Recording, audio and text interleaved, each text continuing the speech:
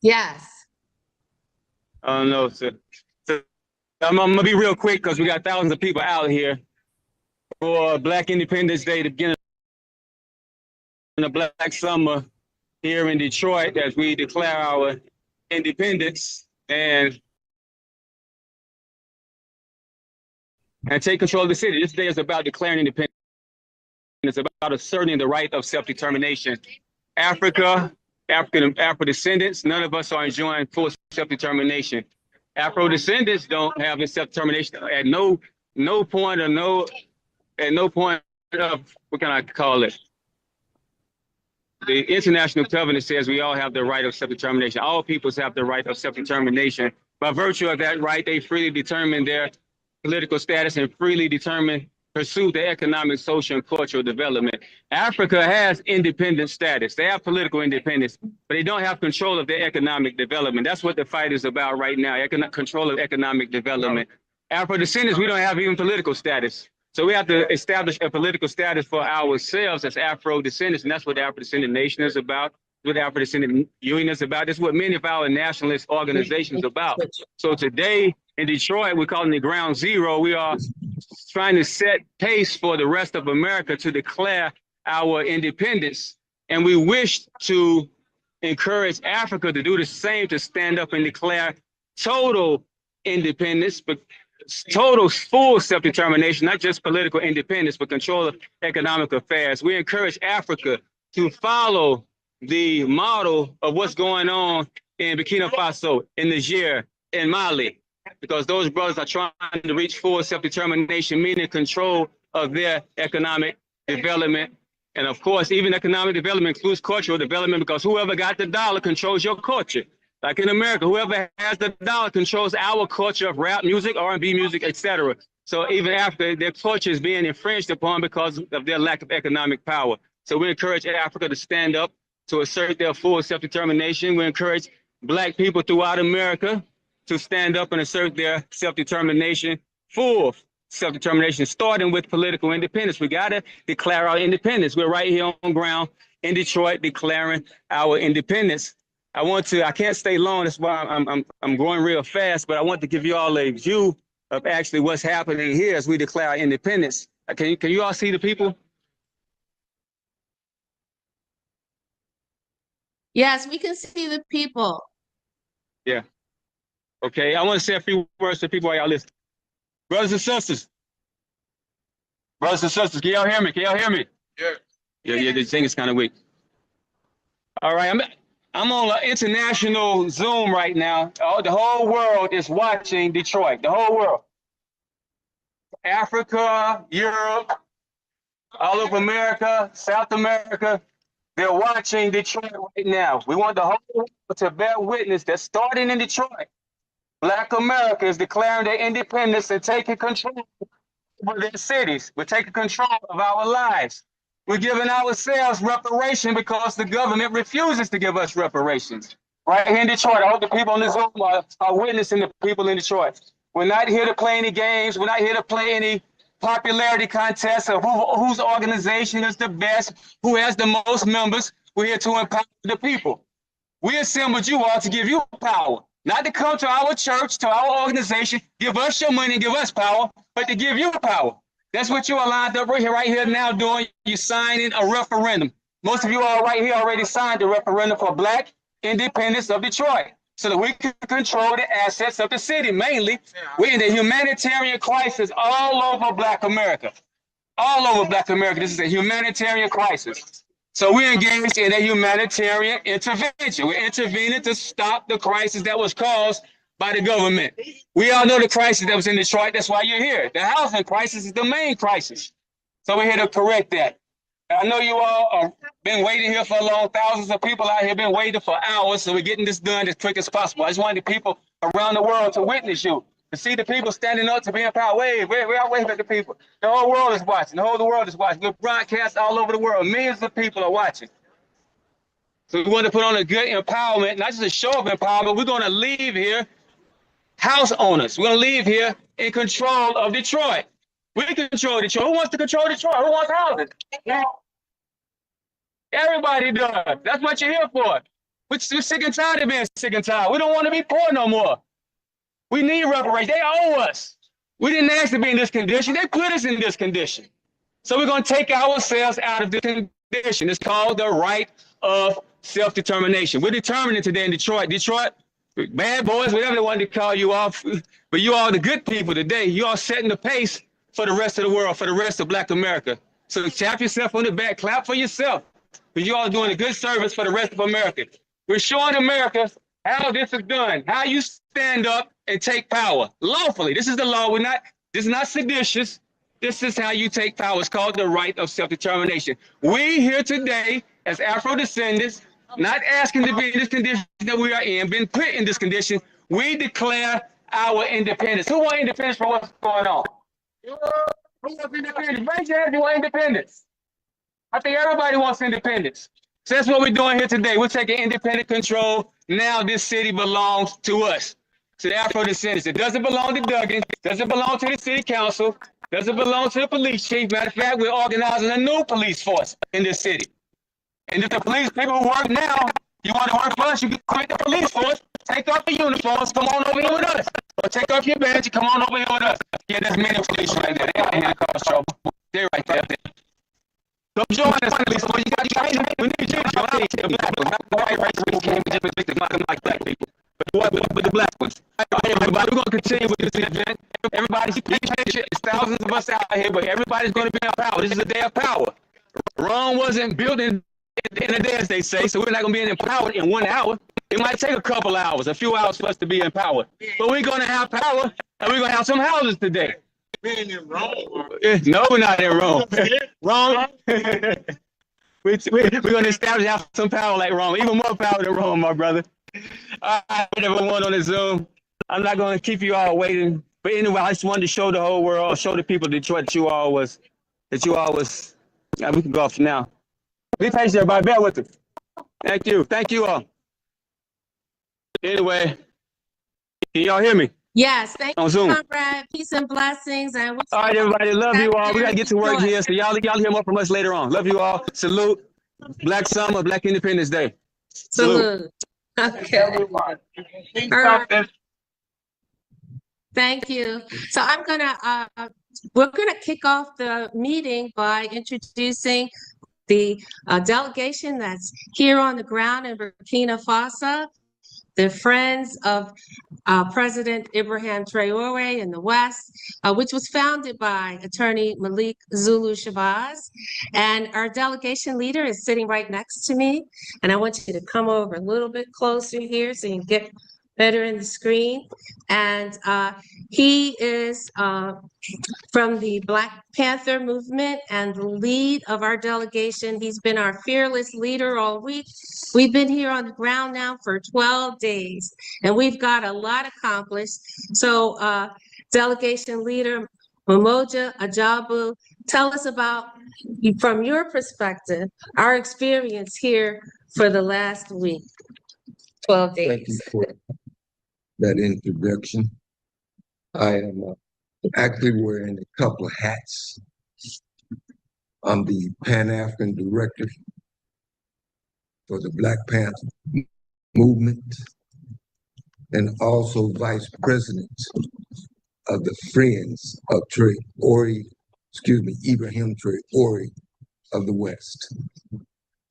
We're here because the Vice President of the Friends of Ibrahim Traore of the West, the Honorable Malik Zulu Shabazz. In all of the meetings that we have had here, we want to say that we're grateful to the President and the government for welcoming us.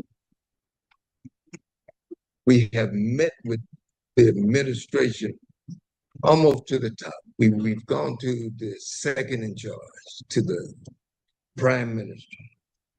But we want to go to the top and say thank you to President Ibrahim Traore. We want to say thank you to President of Niger. We want to say thank you to the president of Mali for being the beacon, and I should mention their names, General Assimi Goita and President Abdul Rahmani Chiani. We want to say thank you for showing us the beacon of light that is shining itself around the world. When we look at the history of these three men, all three men are Muslim. All three men have decided it's time for the natural resources and the people of Africa to take our rightful place. And when they stood up and came together, it is noticeable that they didn't come together as Muslims, even though they are. They came together as Pan-Africans, as people who says that it is time for Africa to be controlled by the people of Africa for the benefit of Africa. In this delegation, of which I am the leader, we have people that think differently, all kinds of ways. We have Afrodescendants, we have Pan-Africanists, we have Christians, we have Muslims. We might even have a brother that don't even believe in the Supreme Being.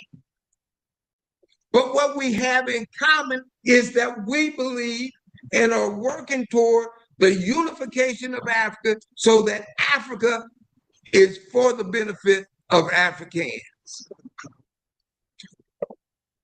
When the Sahel Alliance was formed, it sent fear through the Western world.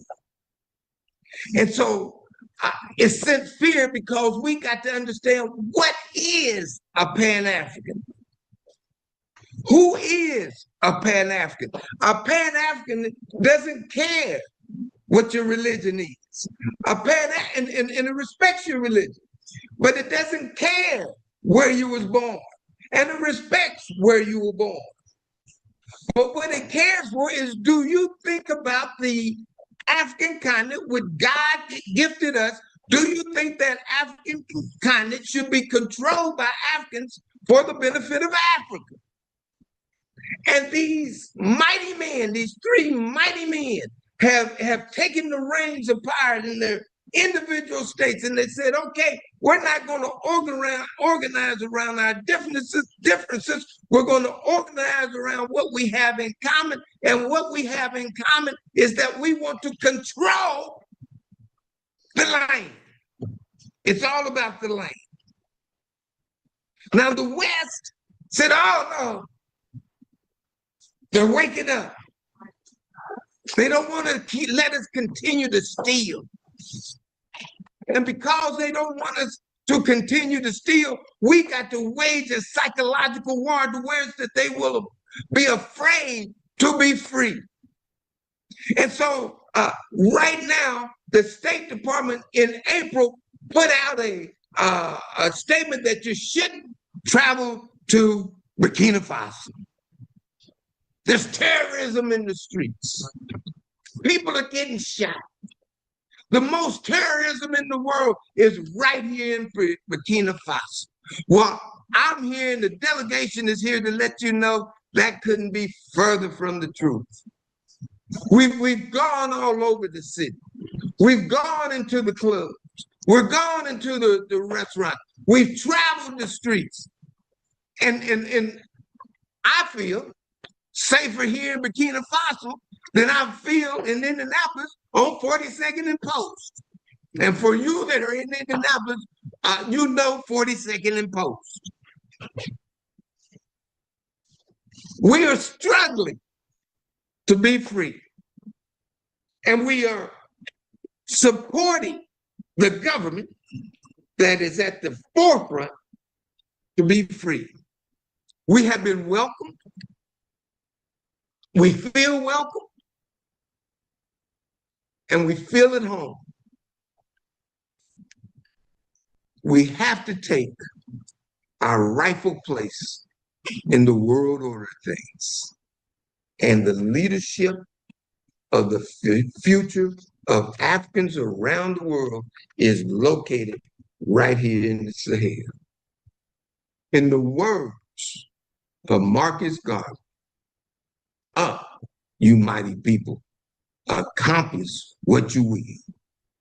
And in the words of one of our delegation, the Honorable Mukasa Dada, who was there in Alabama, and he coined the phrase, Black Power, Black Power.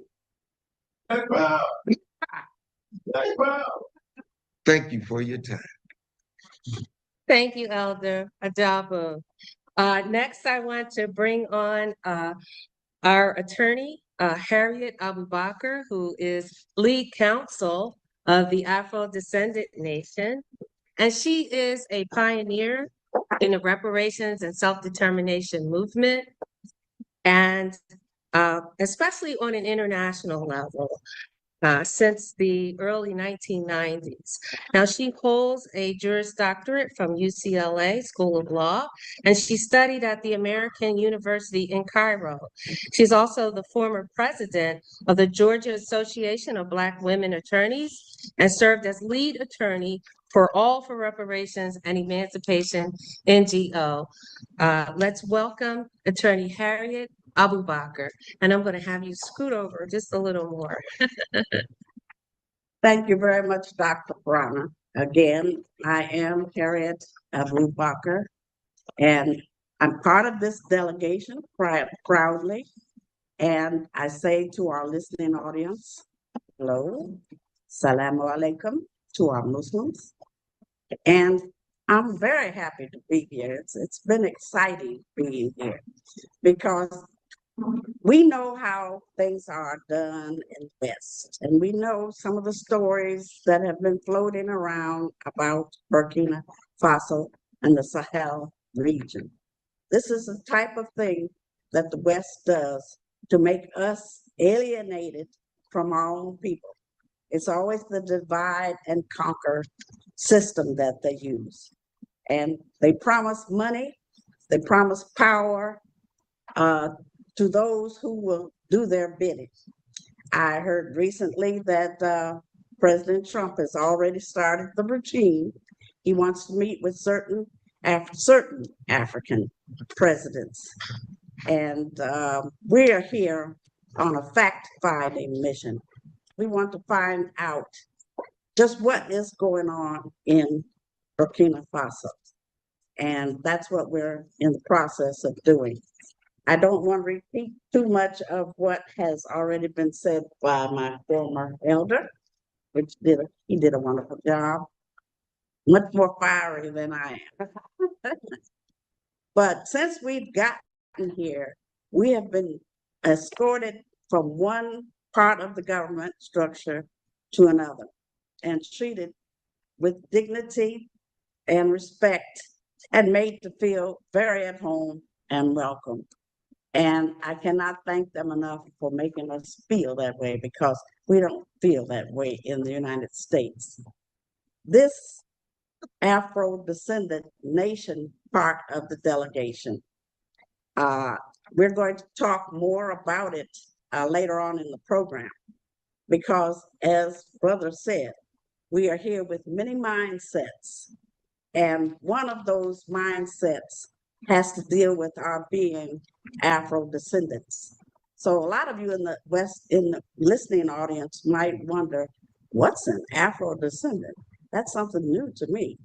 Well, we intend on explaining some of that later on to you. So stay tuned and keep listening so that you can learn the difference between an Afro-descendant, an African, and an Afro-Cuban, and know that we all have similar situations, similar problems, and we must come together to help each other.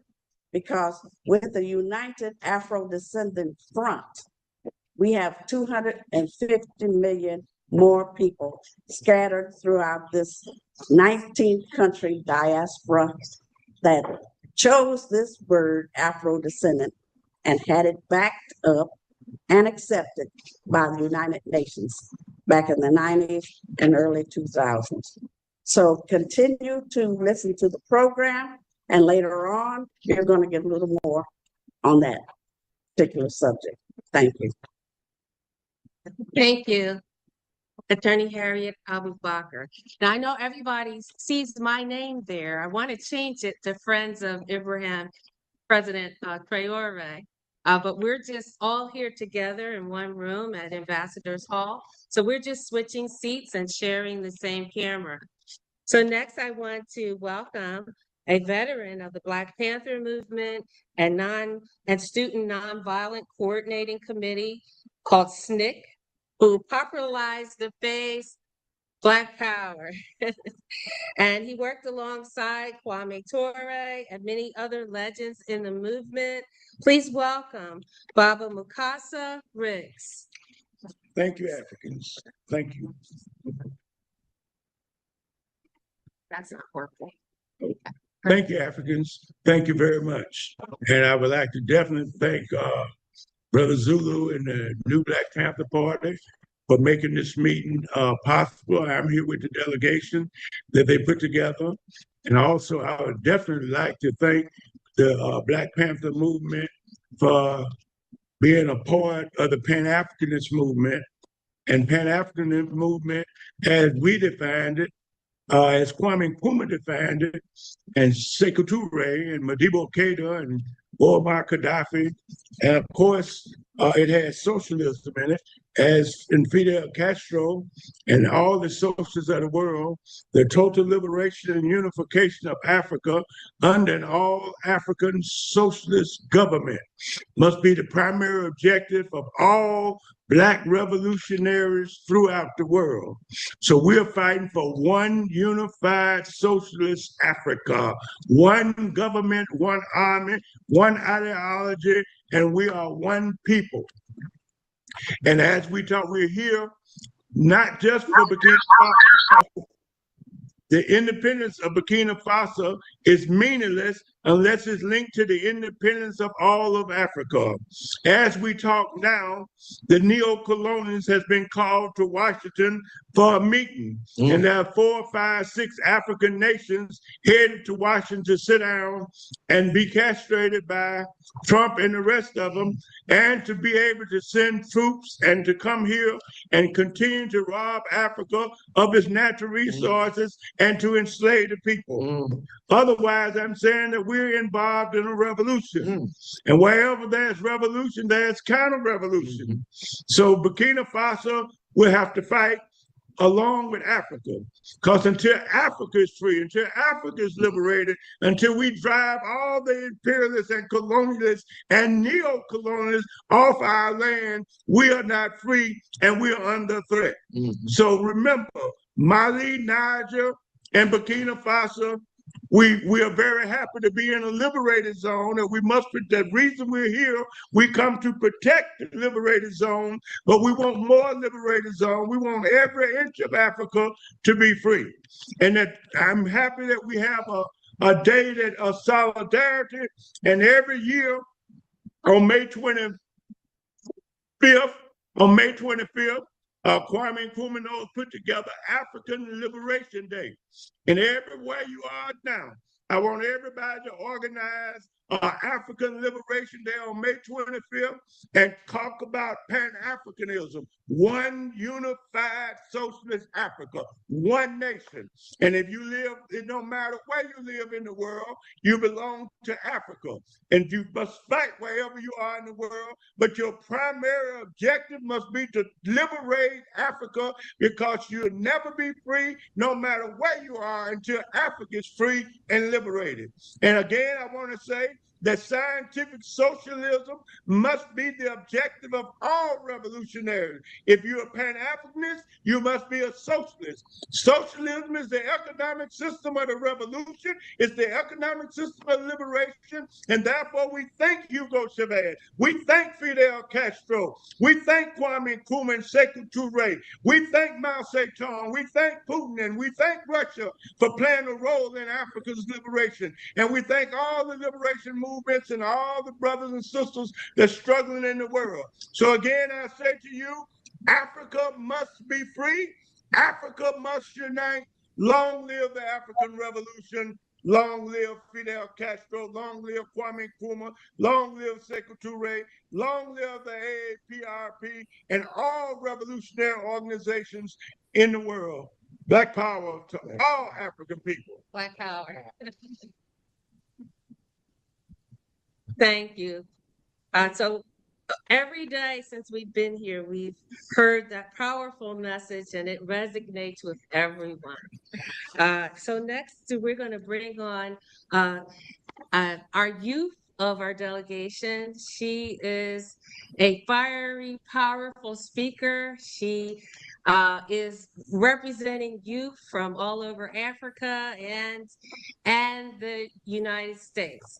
So I'm going to let her speak for herself because she speaks for herself very, very well. I'm going to bring on Sister Olimata Tall, and we just call her Oli. Oli, have the floor. Greetings.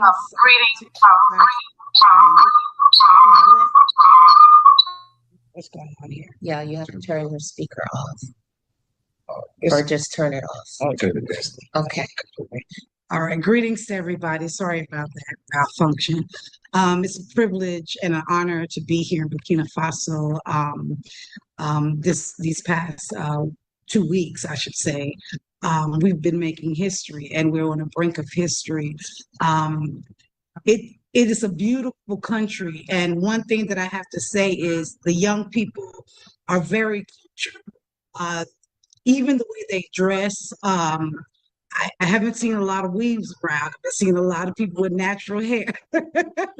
And that says a lot. It says a lot about how they think. I've been seeing a lot of them wear African clothes.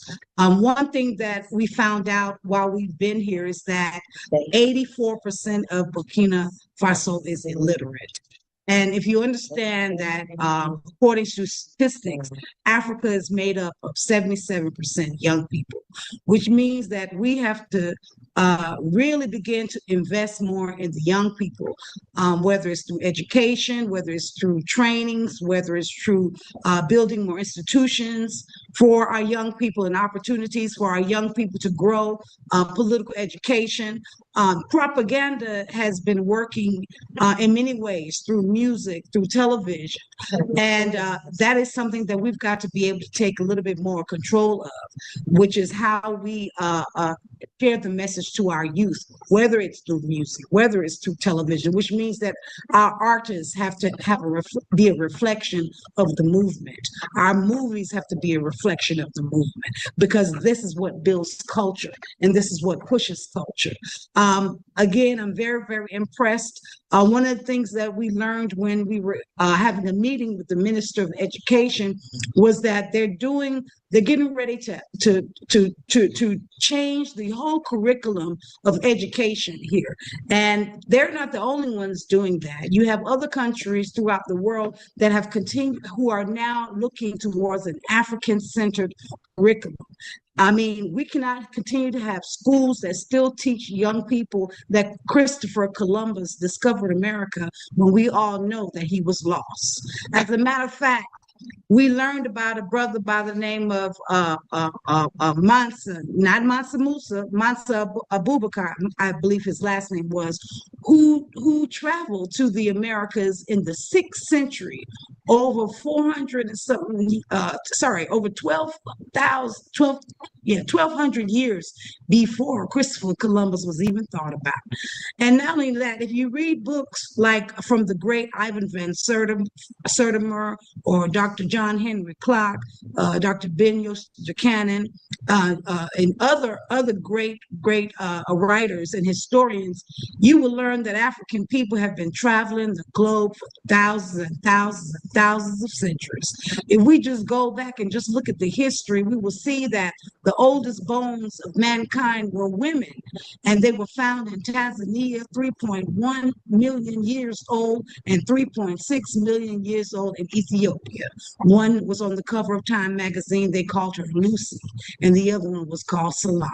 And all of these old bones were found right here in Africa. So we have everything in Africa that we need to equip our youth for the future. One of the other things that we've got to begin to do is build more bridges between the diaspora and Africa. As a Pan-Africanist, we have to continue to build bridges, have exchange programs. We have brought thousands of young people from the United States through different organizations to Africa since 1994, and we've got to continue to do that. As a result of these trips, many young African leaders and youth and organizers have moved to Africa or have married African women or African men and now have families here in Africa. So Africa, the future of Africa is very, very great. And I'm very proud to be a part of this movement. One of the things that we learned when we were in our meeting with the president of the Sahel, he said that we were the shield of President Ibrahim Traore.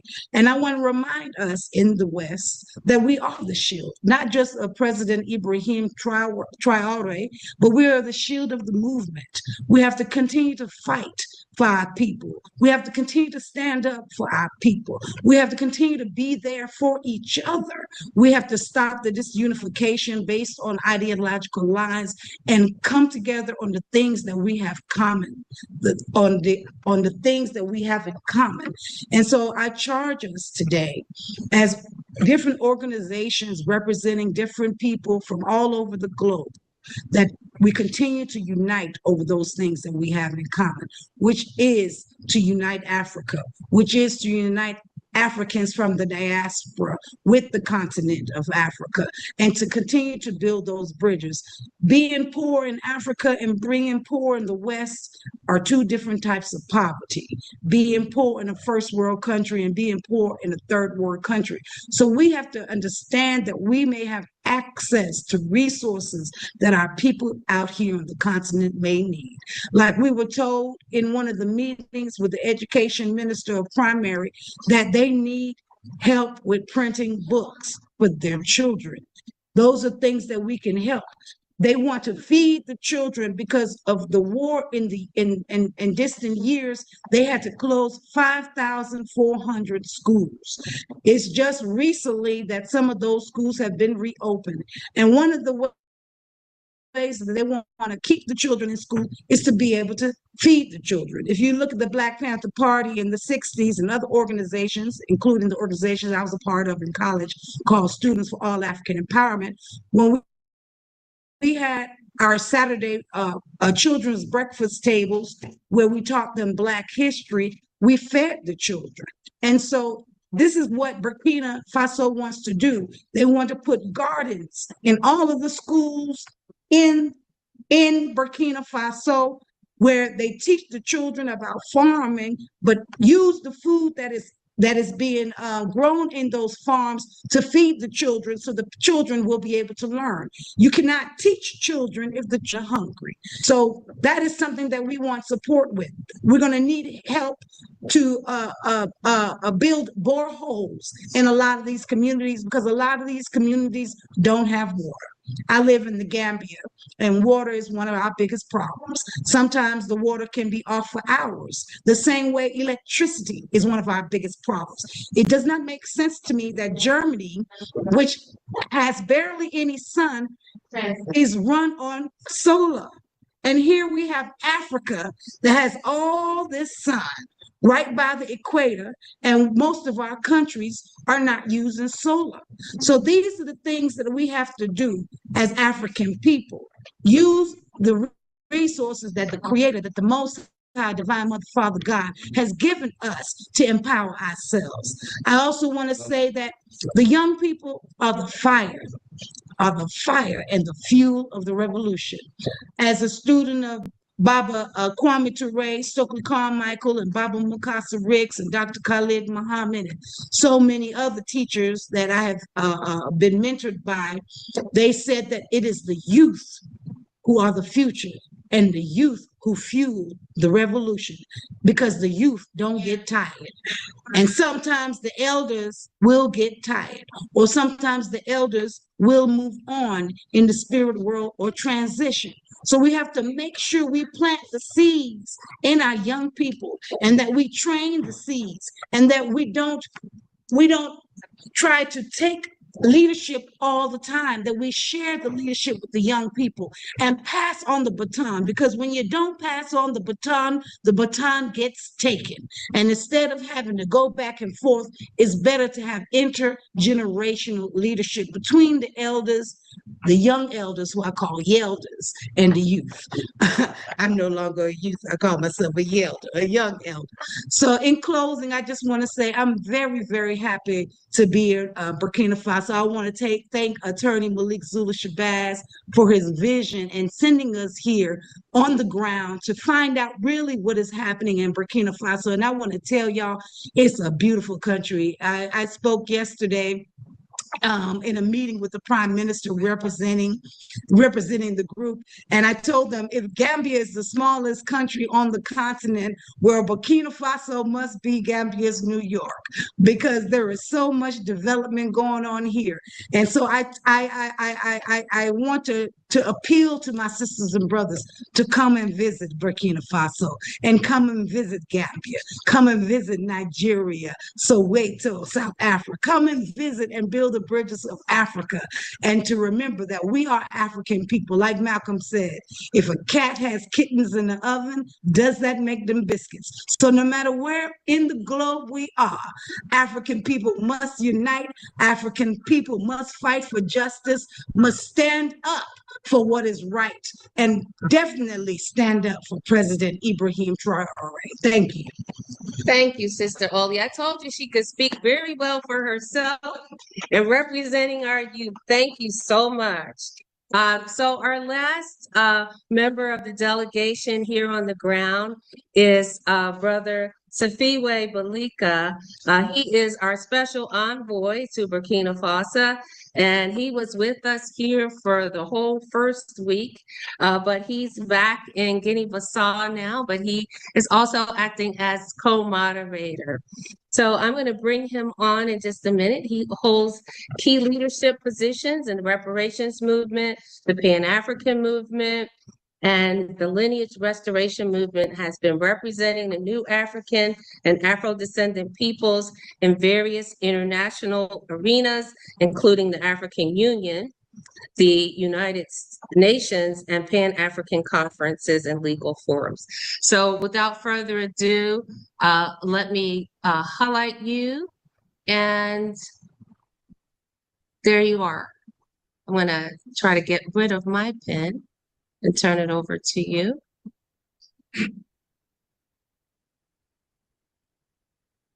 There you are. Okay, all right. Thank you, and revolutionary Pan-African greetings to all our comrades all over the world, especially our new African comrades, our Afro-descendant comrades, our Pan-Africanists everywhere. You know, we are gathered today on July 4th for a specific reason. We are uniting all the forces that are struggling against a common enemy, which is neocolonialism and imperialism. July 4th is the day that the leading power, the leading neocolonial imperialist power, spreads a lie to the whole world and says this is the day when the greatest nation was set up, and it was based on the concept of government by consent of the people. Well, guess what? From that first ship carrying our ancestors who were prisoners of a war, we have never consented to this government. We have resisted. We resisted when they attacked us in our ancestral homelands. We resisted when they forced us onto their military ships to traffic us across the Atlantic Ocean. We resisted from the day that we disembarked in the land of our captivity, and we have never stopped resisting. We've never said or been given the choice whether or not we want to be a part of this government.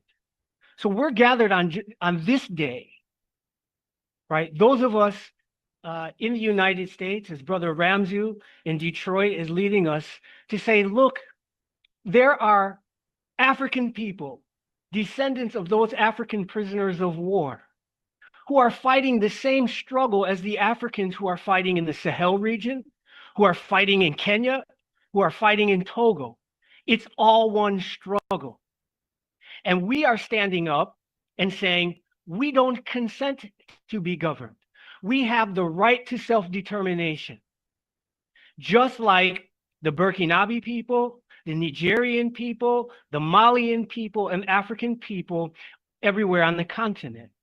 Now, when the United States, through its former AFRICOM commander, General Langley, targeted President Ibrahim Traore, we, the self-determinationists, the Afro-descendant people, the new African people, the Pan-Africanists in the United States, in the Caribbean, in Europe, we stood up and said, hands off President Traore. We will never again let another Malcolm, another Thomas Sankara, another Lumumba, another Gaddafi.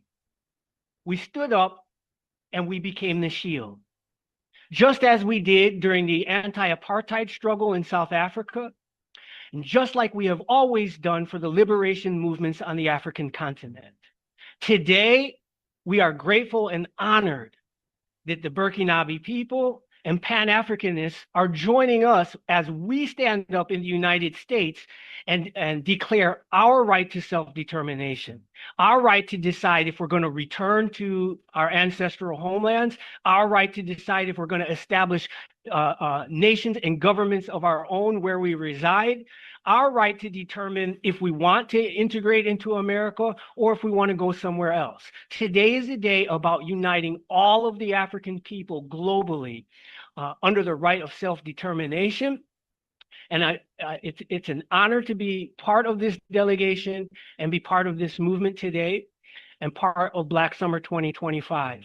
With that said, I'd like to invite our first solidarity speaker.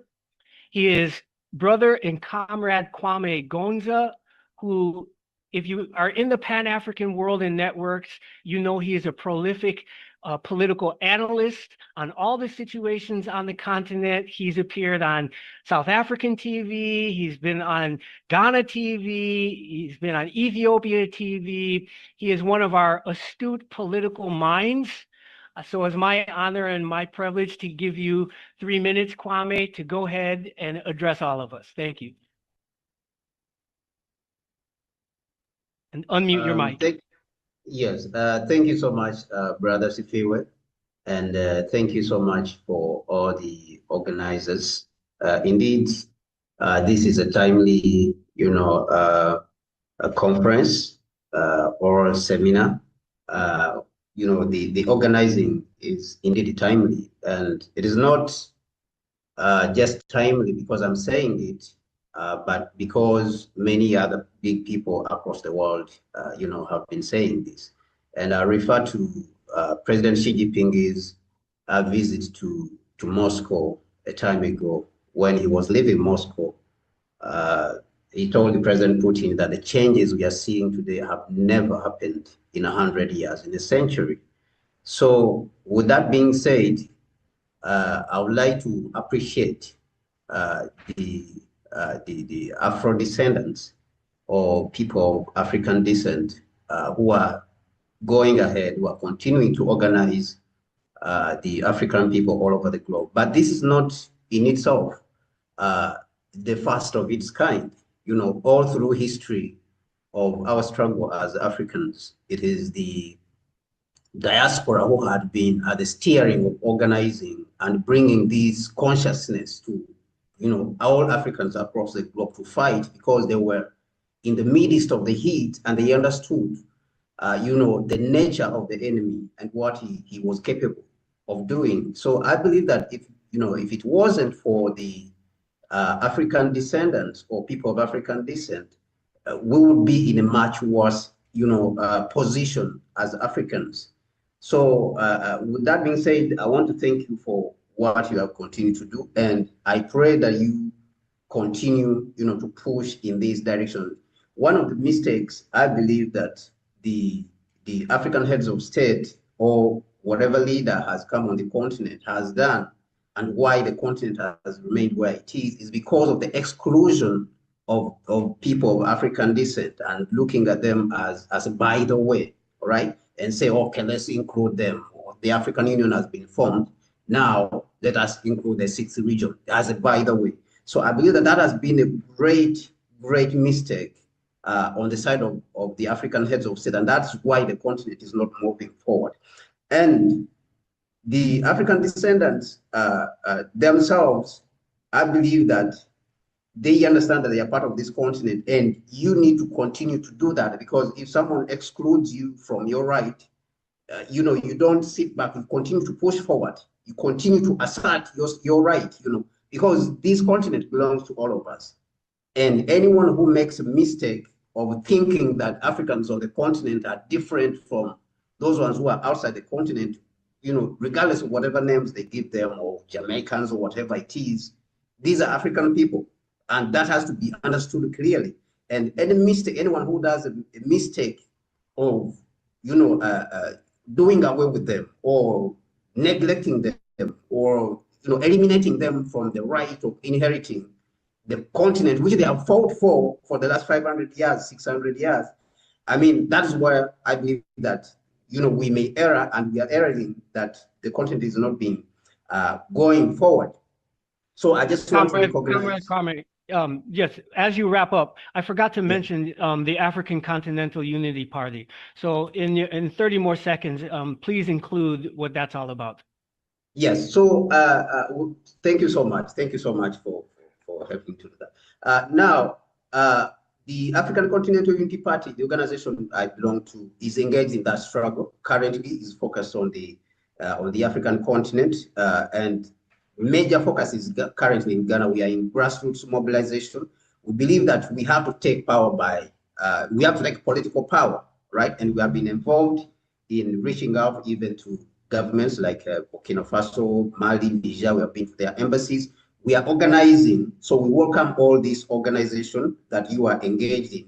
The collaboration has to continue, regardless of the differences that we have as a people, on the continent and across the Atlantic. The organization cannot stop. It has to be pushed forward, regardless of the differences, regardless of what people say, Africans on the continent, they don't like, Africans on the other side. All these noise has to be cut through. That organization has to be consistent. It has to continue to move forward. So the African Continental Unity Party is in that spirit. We believe that we have to take power, regardless of whatever means. We believe that we have to participate in one way or another to take power and put some form of Pan-African government, but at the same time cooperating with all the other Pan-African governments across the continent and groups.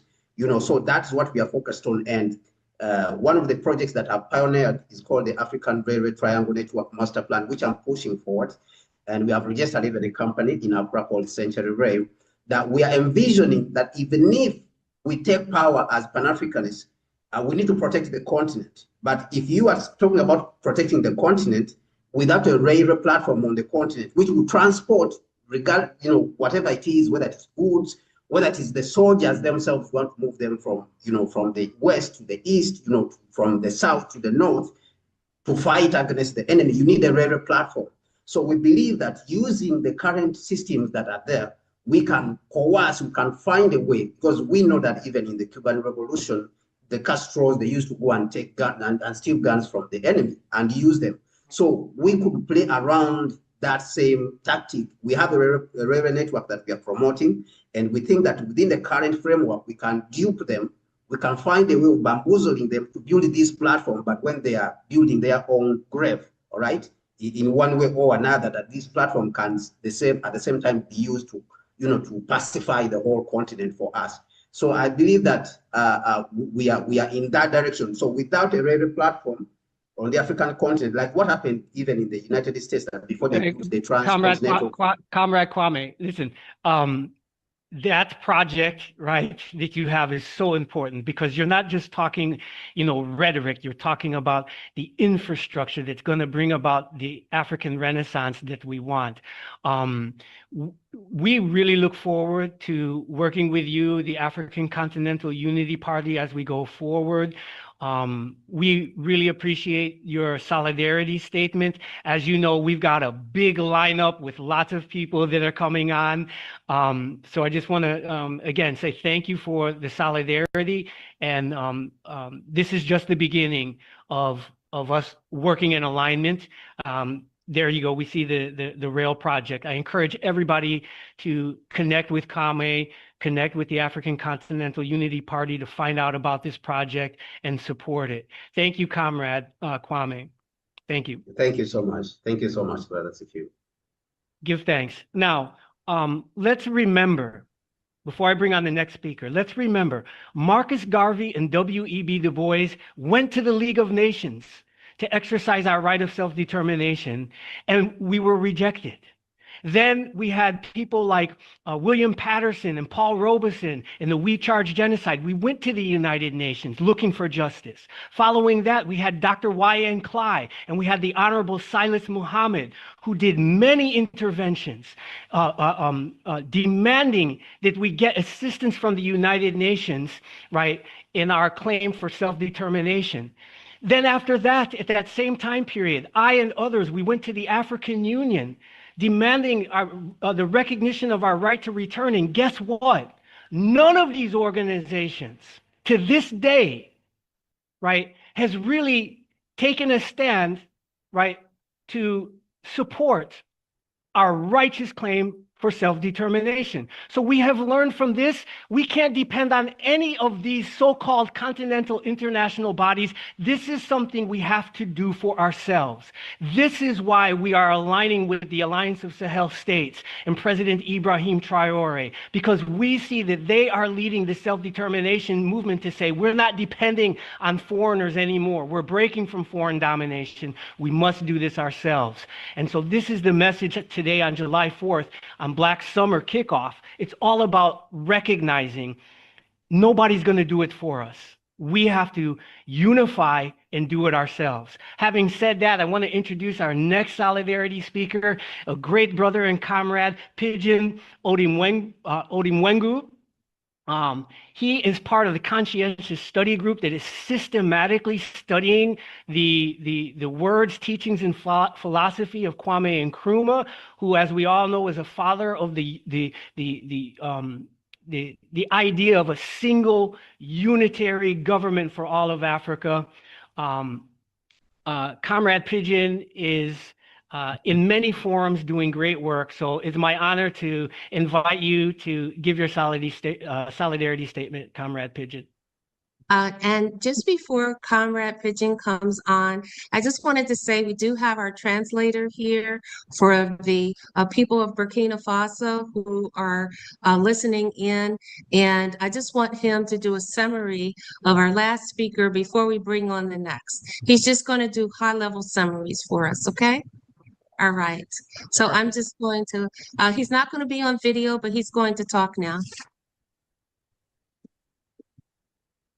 Bonjour, chère audience. Can everyone hear him? Yes. Okay. Bonjour tout le monde. Comme l'a dit le frère Sofiwe Beluka, c'était un honneur pour moi, un privilège de faire partie de ce projet qui consiste à privilégier nos leaders et protéger des leaders comme le président actuel du Burkina Faso, et son Excellence M. Ibrahim Traore. Et nous allons former un bouclier autour de lui.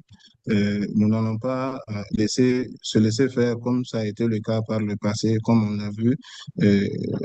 Nos dirigeants comme Kadhafi, des dirigeants comme Kwame Nkrumah, comme Lumumba se faire éliminer.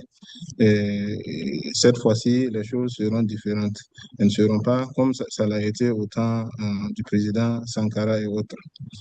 Et la partie de l'intervention du frère aussi, Kwame Gonza, qui souligne l'importance, d'abord qui remercie l'audience de l'avoir écouté, de lui avoir accordé cette opportunité de parler, et aussi qui met l'accent sur la contribution des Africains et des Afrodescendants dans la lutte qui est actuellement en cours au Burkina Faso et dans les États de la Confédération du Sahel, et qui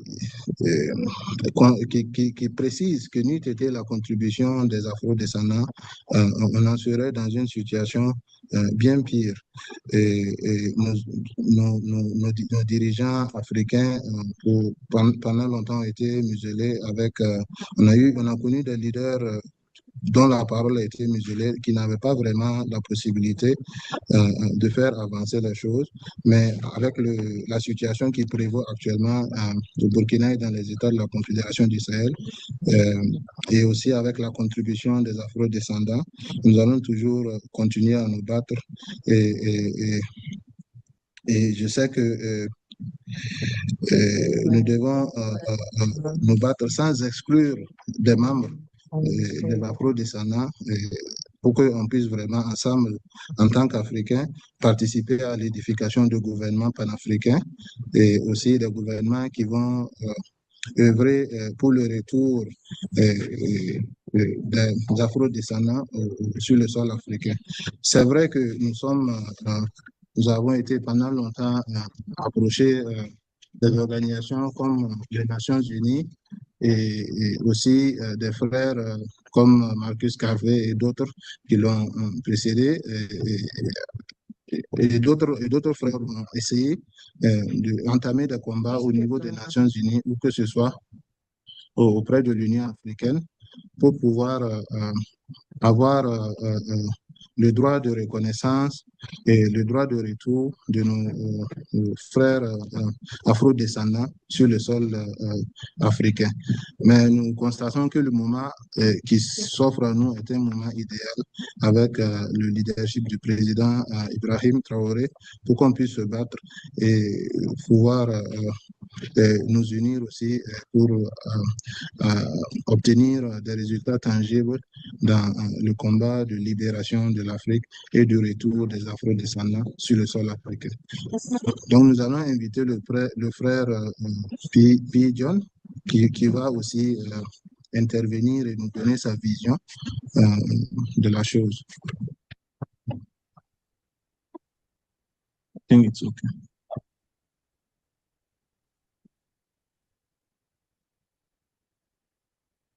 Thank you for the Okay.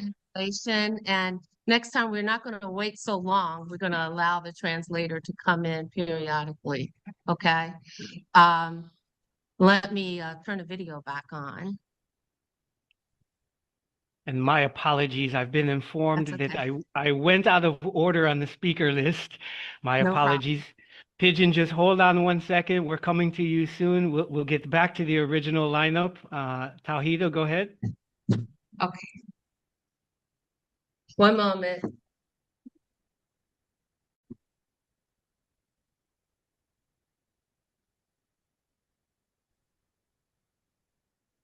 Okay, so we have Brother Atara Yayoba, and excuse me if I mispronounced your name.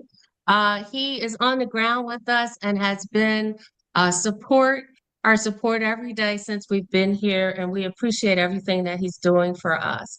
He is the president of Faso First Patriotic Movement of Burkina Faso and Secretary General of the Board of Directors of the Confederation of the Peoples of the Alliance of the Sahel States. So he's going to go on right before Brother Pigeon, and I will change the screen here for you in just a moment. Okay, you have the floor. Thank you.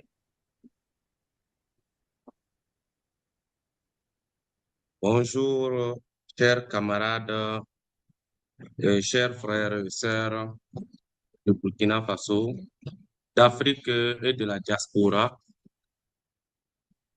Je ne vais commencer et je ne vais prononcer mon propos sans vous demander une minute de silence à l'honneur de nos combattants tombés les armes à la main.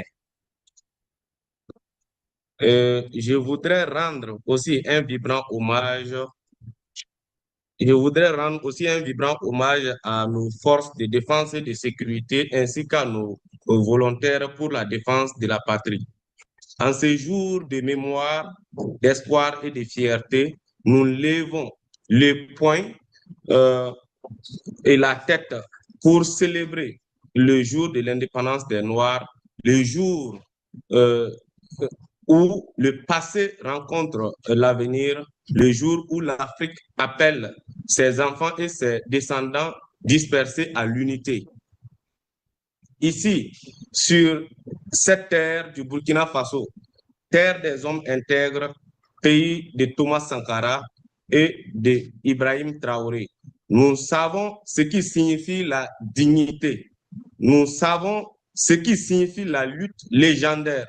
Et nous savons que la liberté ne se donne pas, elle s'arrache. Oui, ici même, un homme du nom de Thomas Sankara, en quelques années seulement, a réveillé les consciences, rendu espoir aux paysans, dignité aux femmes, courage à la jeunesse. Il a prouvé que l'Afrique pouvait se nourrir elle-même, se gouverner elle-même, s'aimer elle-même. Il a appelé avec beaucoup d'autres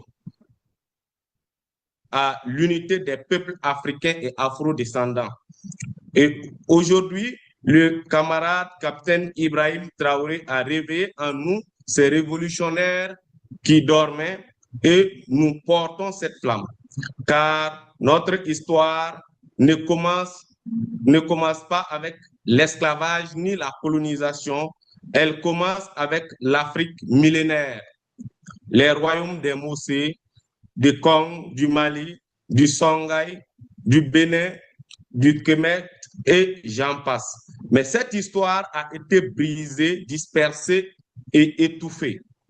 Des millions d'hommes, de femmes et d'enfants ont été arrachés sur cette terre, envoyés de force vers l'Amérique, les Caraïbes, l'Europe. Et malgré les chaînes, malgré les fouets, ils ont résisté. De Haïti à la Jamaïque, du Brésil aux États-Unis, les Afrodescendants ont combattu pour leur liberté et ont porté dans leur chant, dans leur lutte, le souvenir d'un continent qui ne les avait jamais quittés. Aujourd'hui, le Burkina Faso leur tend la main.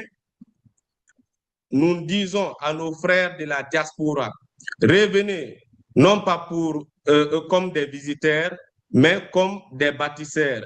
Revenez, non pas pour le tourisme, mais pour la reconstruction.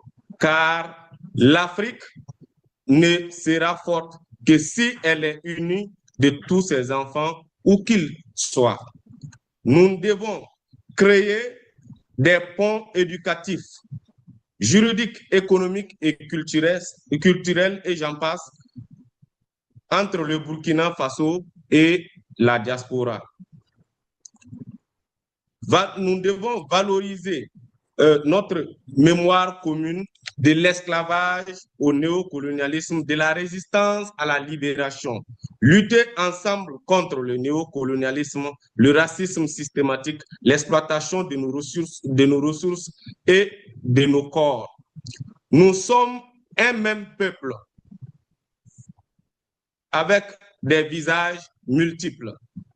Un même peuple qui parle moré, djoula, créole, wolof, portugais, anglais, français et j'en passe, mais qui a le même battement de cœur, le même sang.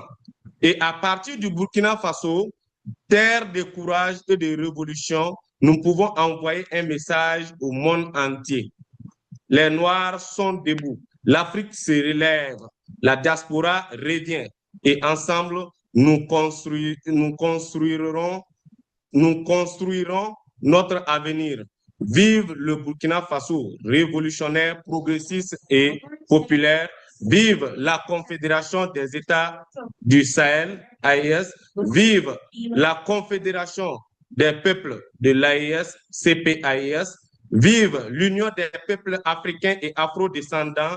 Vive l'indépendance des Noirs conquise et assumée. Vive le capitaine Ibrahim Traoré, la patrie ou la mort, nous vaincrons. Je vous remercie.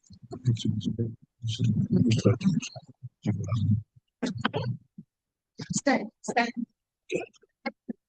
Okay, we're going to have a translation now. Thank you.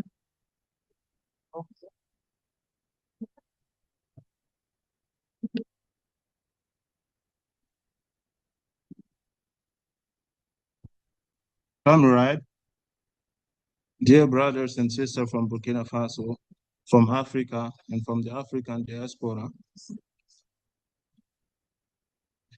I wouldn't start my speech without asking for 1 minute of silence for all our brothers and sisters fighting for the liberation of our nation, those who paid the biggest, the heavy and price for this by giving their lives for the liberation of our country. Before starting, I would like to pay a vibrant tribute to our armed forces, our forces of our armed forces and our security forces and all our VDP, the voluntary people fighting for our country. In this memorable day, we are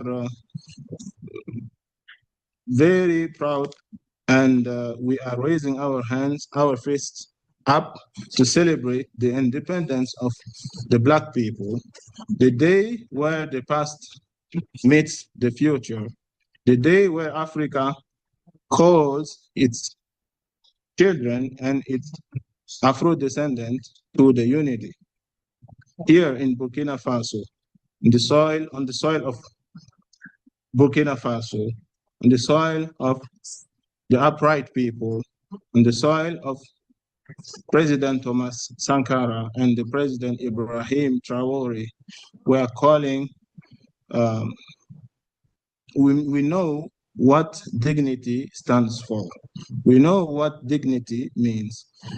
And we know what the fight, our legendary fight for our dignity means. And we know that freedom is never given. You must take it. Yes, here a man named Thomas Sankara, only in few years, were able to enlighten the minds and give hope to the farmer and give dignity to the ladies and give courage to the youth. He proved that Africa is able to nurture itself. Africa is able to govern itself. Africa is able to love itself. President Thomas Sankara called, with many other presidents, to the unity of the African people and the unity of the Afro-descendants. And today, the comrade, Captain Ibrahim Traore, had enlightened in us this revolutionary flame that were actually sleeping in all of us.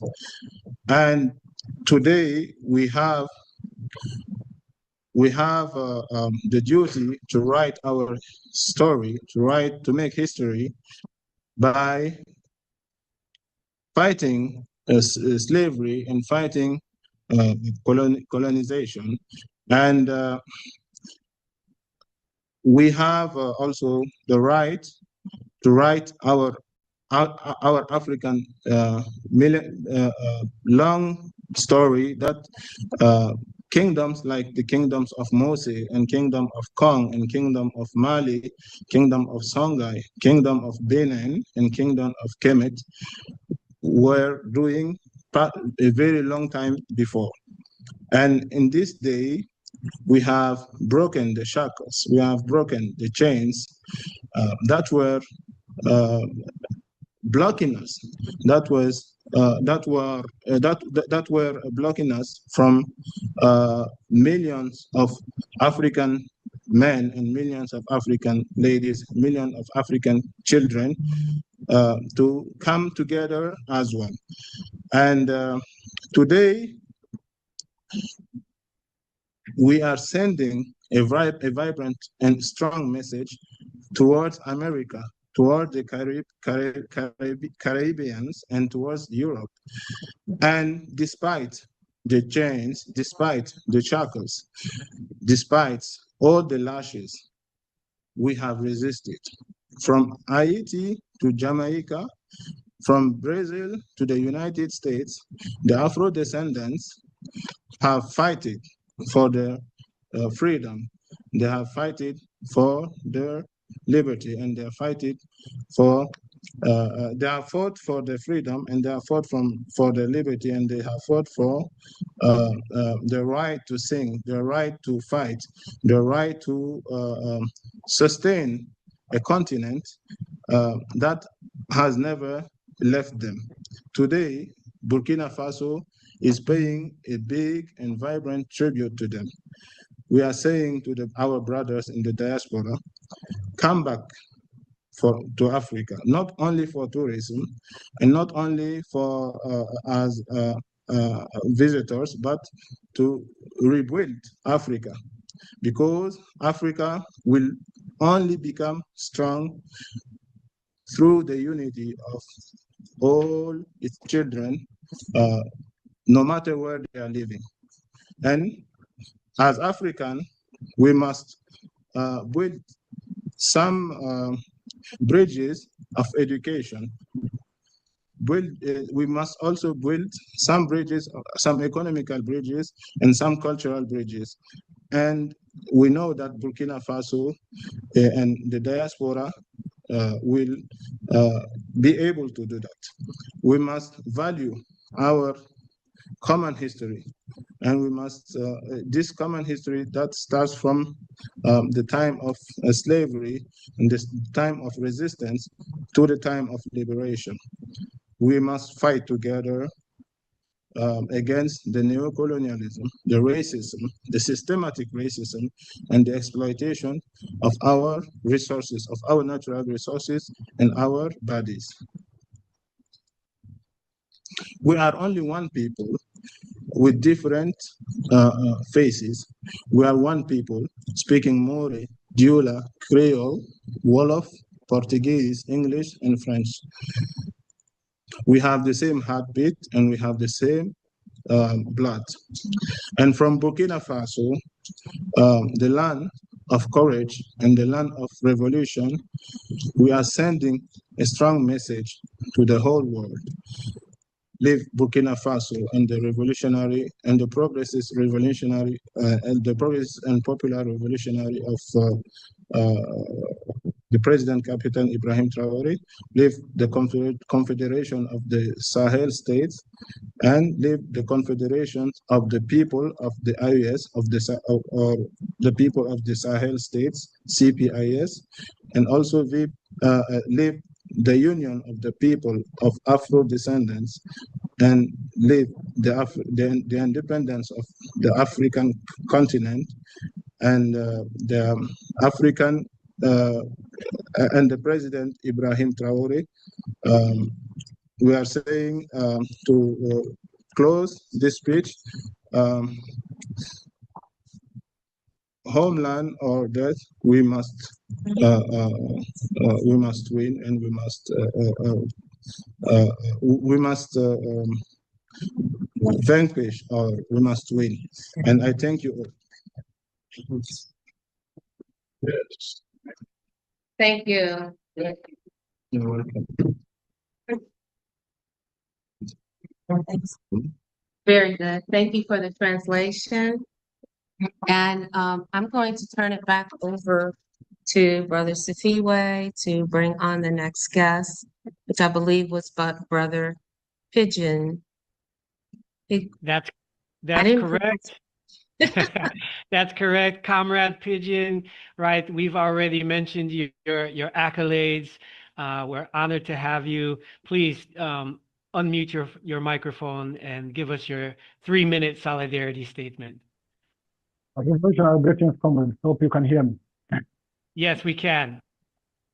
Yeah, thank you very much. It's a pleasure and an honor to be in the midst of conscious Pan-Africans. Permit me, first of all, to send my solidarity, support, and message to Ibrahim Traore and the people of Burkina Faso. And my message goes to the people of Burkina Faso that you have done this before. You have liberated Burkina Faso before. You are doing it again. And we believe that you must defend that which you have attained. And it's not only to the people of Burkina Faso, the whole Black society and the community must help Burkina Faso for the last time to defend this revolution. The revolution must be maintained and must be defended. And again, I want to take this opportunity again also to appreciate and recognize the young people across the continent, including my country, Kenya, who are struggling and giving their life to this struggle. We have lost so many of my fellow comrades in this country called Kenya, struggling to fight to liberate this neo-colonial territory called Kenya. And therefore, my appreciation goes to them, and I have to give them the hope that we will win. We must win. Then finally, let me get back to my appreciation to the global diaspora and all Africans across the world, that whatever you are doing currently by standing with Burkina Faso is the right way to go, is what has been missing in the Pan-African journey for the last 63 years. And I believe that we must learn from the struggle for colonialism when the whole Black community were ready to defend Africa. They helped in all means possible to help Africans get the so-called independence. And it's a high time that we must recognize that it's upon all of us, irrespective of the work or where we are, to come back and help Africa attain what it must attain. Because when Africa is great, all Africans or all Black people will be great again. We will stand tall irrespective of where we are. And if we continue to be down, we will be down irrespective of where we are. Now, comrades, I will have to recommend and say the following, that what Burkina Faso has done is in the steps of Pan-African vision, what we call the liberation of our territory. Kwame Nkrumah referred to the liberation of our territory. And Burkina Faso has liberated the territory alongside the Sahel. And we must be conscious as Pan-African that in order for us to attain the unification of Africa, the liberation of Africa is fundamental. And you can see it, that if we want to fight for the liberation, unification, and development of Africa, the liberation is fundamental. The progress and the development that has been shown by Ibrahim Traore shows you that Africa can develop, Africa can be great, Africa can make it, but with a liberated mentality. And therefore, the liberation of Burkina Faso is a testament in this generation and this century that Africa indeed can liberate itself and Africa indeed can unify. The unification step of Sahel is the true unification that our founding fathers envisioned. Not this unification of the regional and this other unification. The direction the Sahel is going is in accordance with Nkrumah's vision, because they are moving towards the unification of currency, unification of border, unification of passport, unification of everything. And that's what you want. But my message again will be that, as Nkrumah said, that the independence of Ghana is meaningless unless it's tied with the independence of the continent. It's a message to the progressive Sahel leaders that the liberation of Sahel will be meaningless unless it's tied with the liberation of the total continent. And therefore, it's upon them to play in this century the role Nkrumah and Ghana played to help us liberate the continent, to help us liberate Africa totally. And we are pleading and calling upon the progressive forces to join Sahel to help meet this.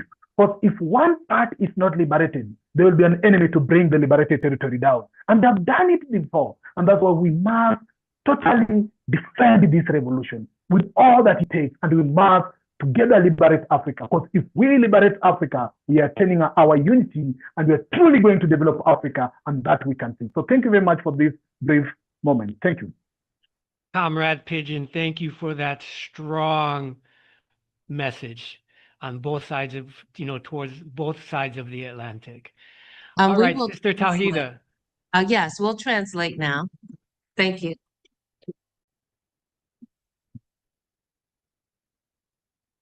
Le frère Payol d'abord remercier le modérateur, le frère Safioué.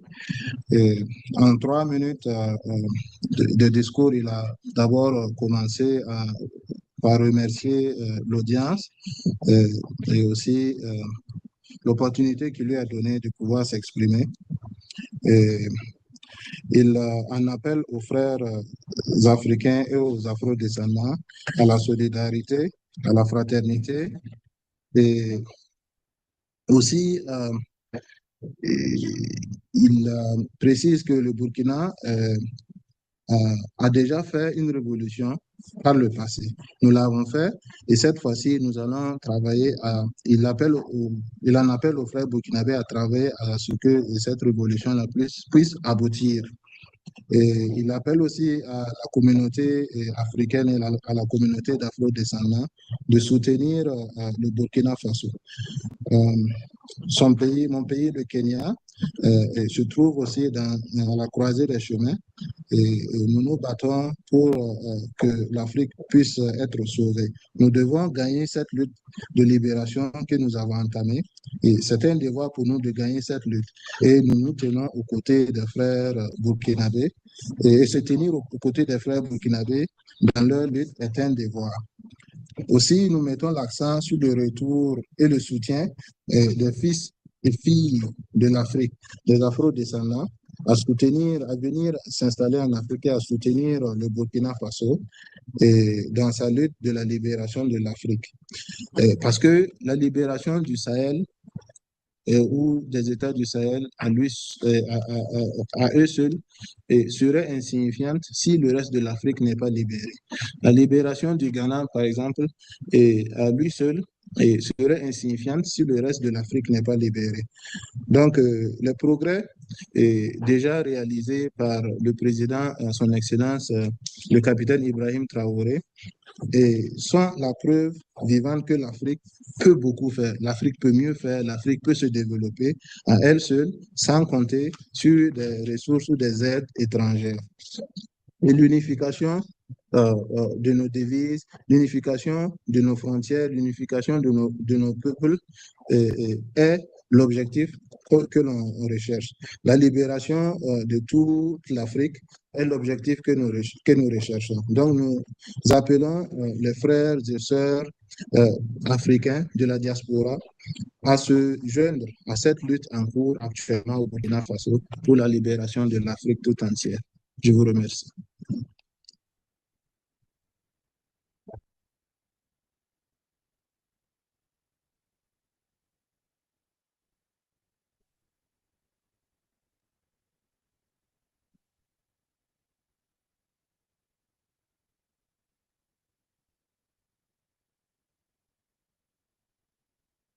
Safiwe, can you hear?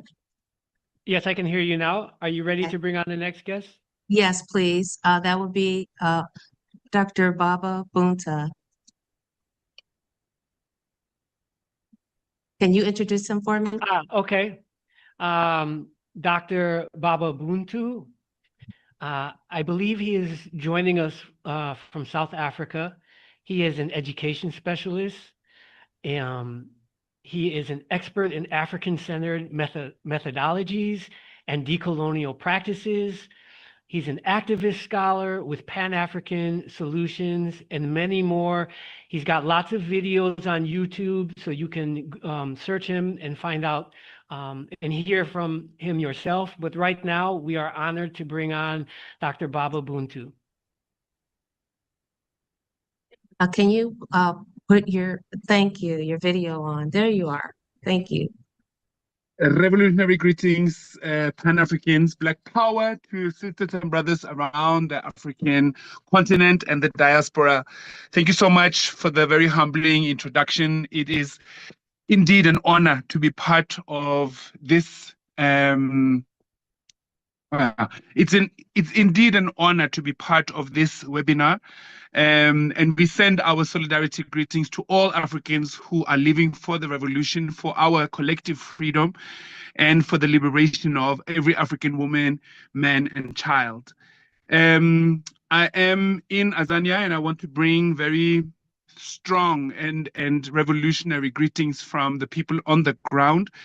I'm coming right out of a 1-week learning program for African children, the African Winter School, which has been extremely inspiring.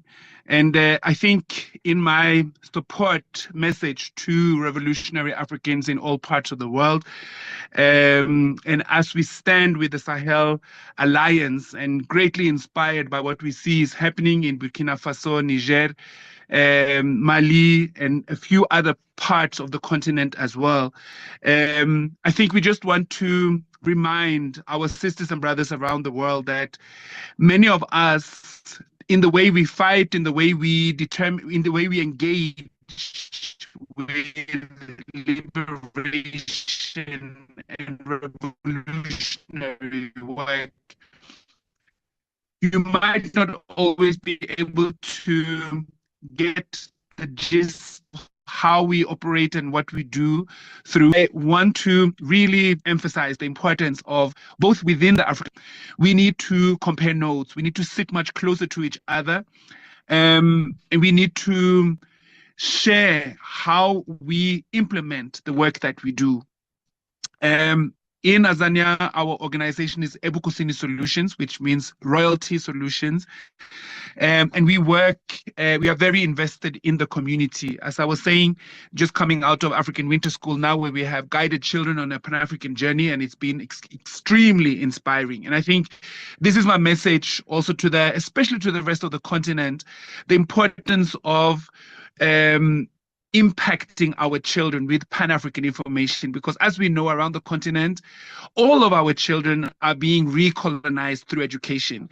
Colonized education exists all across the continent, and we keep repeating lessons and misinformation from a very Eurocentric point of view. And it is up to us. It is only us that can provide the curriculum, the teaching philosophy, and the information that our children actually deserve to learn. It is an atrocity and it is a human crime what our children are learning in our schools, and that's something we need to take responsibility for. The other thing I wanted to say is also the importance of us to understand the aftermath of white supremacist genocide. And when I say genocide, I don't only talk about the physical genocide and the maiming and the killing of people, which is a huge problem, but also the suicide on the soul, the suicide on the African mind, the suicide on our relationships and our ability to relate and cooperate and work together. And as I stand before you, Africans in the diaspora and Africans across the continent, I just want to encourage us to invest in us and leave the rest of the world for a while. As much as it wants us to be engaged with it, we cannot really engage with anyone outside of ourselves until we fully have engaged with ourselves. And let that be my main message to sisters and brothers all across the Pan-African world. Let us engage us, and deeply so. We need healing. We need a revolutionary apparatus to really liberate ourselves from what our European enemies and now other enemies of the world as well keep putting into our minds, our hearts, and our soul. And we can, and we must do that. Burkina Faso and a number of other countries are showing us the way, and we are willing to follow. Let us stand tall as African people across the world. We owe it to ourselves, and we owe it to each other. Black power. Thank you, Dr. Baba Bunte. Are we going to have that translation just in high-level summary, just for a moment? Thank you.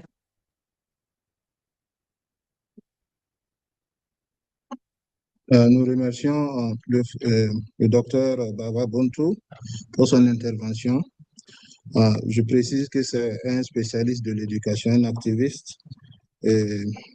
un professeur et aussi un YouTuber qui a beaucoup de vidéos sur la plateforme YouTube.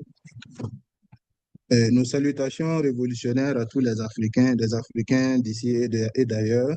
C'est un honneur pour moi de prendre part d'intervenir dans cette plateforme et de prendre part à cette discussion. Et mes salutations africaines à tous nos frères et sœurs africains qui se battent pour la libération et l'indépendance de l'Afrique. Il y a de cela une semaine, nous avions eu un séminaire de formation pour nos enfants. Et comme je l'ai dit, comme vous l'avez dit en introduction, je suis un spécialiste de l'éducation et c'est aussi ma modeste contribution à l'évolution et à l'éveil des consciences. Aussi, je rends hommage au peuple du Niger, du Burkina et du Mali, en parenthèse des États de la Confédération du Sahel. Et nous devons nous unir et partager nos expériences et aussi nous devons investir en nous-mêmes, nous devons investir en nos communautés et il est vraiment important d'impacter positivement sur nos enfants car nous sommes encore recolonisés au stade actuel à travers l'éducation. Nous sommes recolonisés par les suprémacistes blancs à travers l'éducation et nous sommes recolonisés à travers un système éducatif qui appelle au suicide des cerveaux des Africains et aussi qui sert en fait les intérêts des suprémacistes blancs. Nous devons réinventer les choses et investir en nous-mêmes. Nous avons besoin d'une révolution des esprits et nous devons nous tenir ensemble avec beaucoup de fierté et appeler à une révolution réelle des Africains et que le pouvoir et la libération réelle des Africains se fasse maintenant. Et force aux Africains.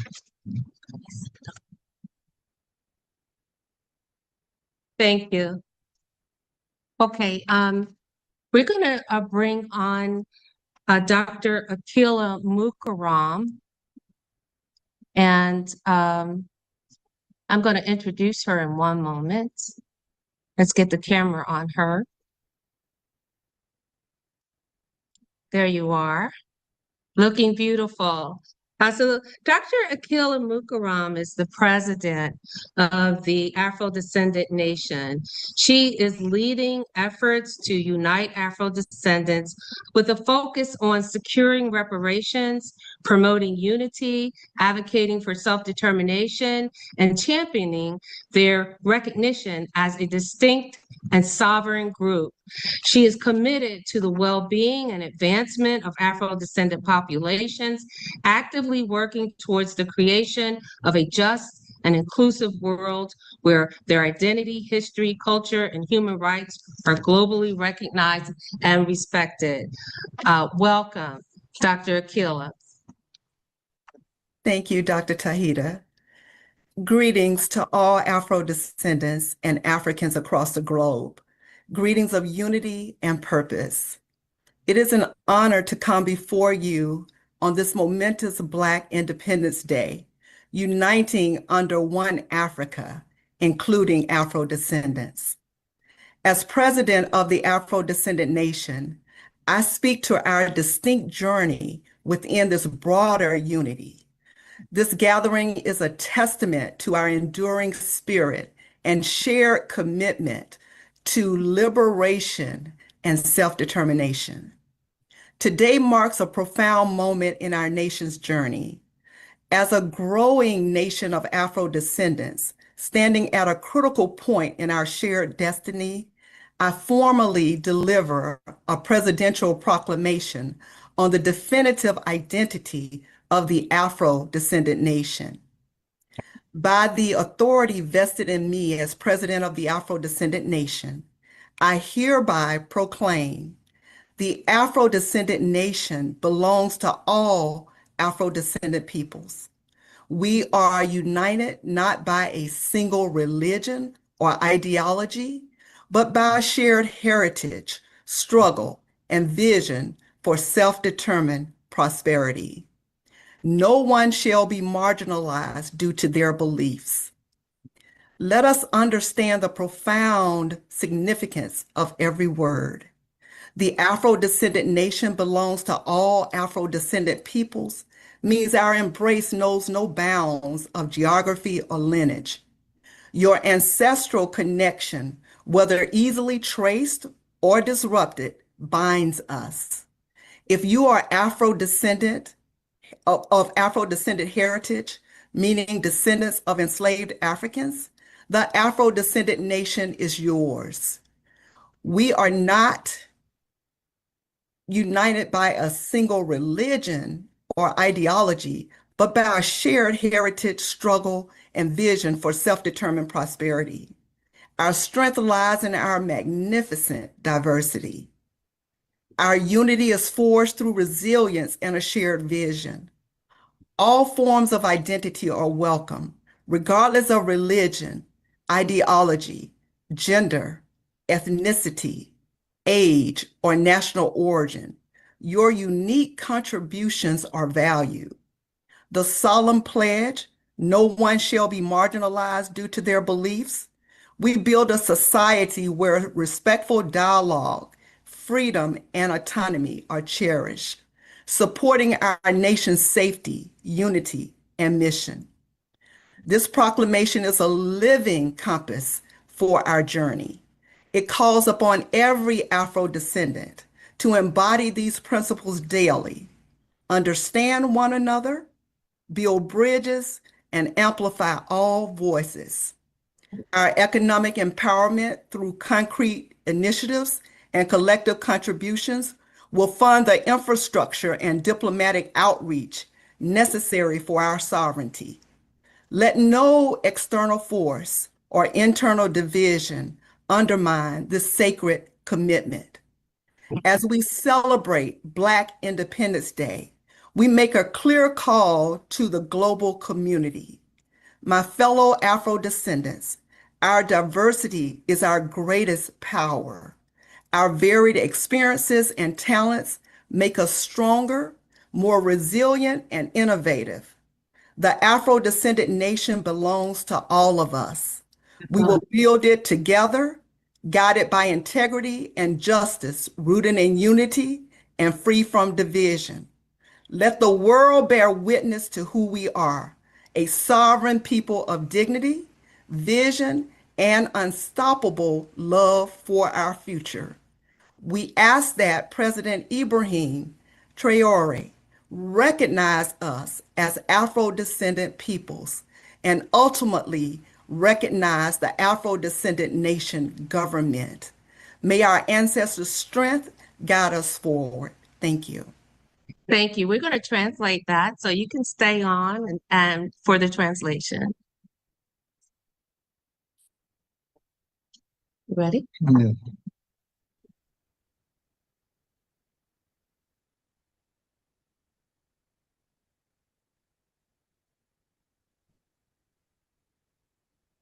Mes salutations fraternelles à tous nos frères et sœurs afro-africains et afro-descendants. C'est un honneur pour moi de m'adresser à vous en tant que présidente de la nation des afro-descendants et pour profiter de cette tribune qui m'est offerte pour appeler à l'unité et la synergie d'action de tous les afro-descendants et de tous les Africains. Et par le pouvoir aussi qui me sont conférés, j'appelle aux frères afro-descendants à ce que ils fassent les leurs, cette nation qui est la nation des afro-descendants, et que nous puissions continuer à faire avancer cette nation dans laquelle il n'y a pas de divergence sur la base de nos ethnies, sur la base de nos religions et sur la base de nos croyances personnelles. Et j'en appelle aussi aux frères afrodescendants, que ce soit ceux-là qui ont toujours le cordon ombilical à l'Africain, à l'Afrique qui est toujours actif, ceux-là qui ont toujours un lien avec l'Afrique, ou ceux dont le lien avec l'Afrique a été interrompu. Je vous appelle tous à l'unité et je vous appelle tous au développement de notre nation, qui est la nation des Afro-descendants. Nous sommes marqués aussi, comme je le disais tantôt, par la diversité sur le plan religieux, ethnique, et sur le plan aussi de nos backgrounds, et aussi j'appelle à la liberté et je précise que la liberté et la divergence est en fait des atouts, sont en fait des atouts dans notre nation. Et si nous voulons aussi promouvoir une indépendance économique, nous devons aussi, à travers des actions très claires et diplomatiques, promouvoir notre leitmotiv et et pouvoir implémenter notre leitmotiv. Et nous en appelons aux frères afrodescendants à travers à construire une nation unie, loin de la discrimination et loin de la division. Nous appelons aussi le président, son Excellence, le président Ibrahim Traore, à la reconnaissance aussi de notre nation, la nation des Afrodescendants, et que nos ancêtres puissent nous animer. Thank you for that translation. Of course, we didn't understand a word, but this is for the people of Burkina Faso and others who do not understand English. So we will move on. I'm going to remove that pen. And next, we're going to bring on a very powerful brother in the reparations movement, Rashad Singleton. Let me find you here. Rashad, are you there? Can you turn your camera on? And then after you, we're going to bring on Attorney Malik Zulu Shabazz, and he will bring on President Bazi. Can you turn your camera on? And turn your mic on. I'm here, sis. Yes, can you turn on? Yes, I can hear you. Can you turn your camera on? It's on. Let him speak. Yeah, I think my camera is. I think it's on. There you go. We can see you. Can anybody yes, see we me? can. See yeah, you? we can see you. Okay. Fine. Yes. Thank you. All right. Peace and blessings, family. Peace and blessings. Shalom. All praise to the Most High. It is an honor to absolutely be with you today. Want to give honor to the Honorable Silis Muhammad, Queen Mother Harriet, of course, the Honorable Malik Zulu Shabazz, one of the greatest organizers in this modern day. And I'm just honored to be in the room, always grateful to do this work. Family, my name is Rashad Singleton. I am the president of the National Reparations League. And what we're trying to do is get reparations on a federal level. I'm so honored to hear people in the reparations movement on this call, because we believe that in order for this country to even think about being the country it wants to be, that being the land of the free, home of the brave, then you have to deal with reparations. I wrote a book called The Hypocrisy of Democracy, trying to explain how can this be the land of the free if they won't pay reparations? How can this be the home of the brave if you're afraid to pay reparations? This is all hypocrisy. And we're not going to let them get away with it, because we've seen them give reparations to so-called Jewish people. We've seen them give reparations to so-called some of the Native Americans.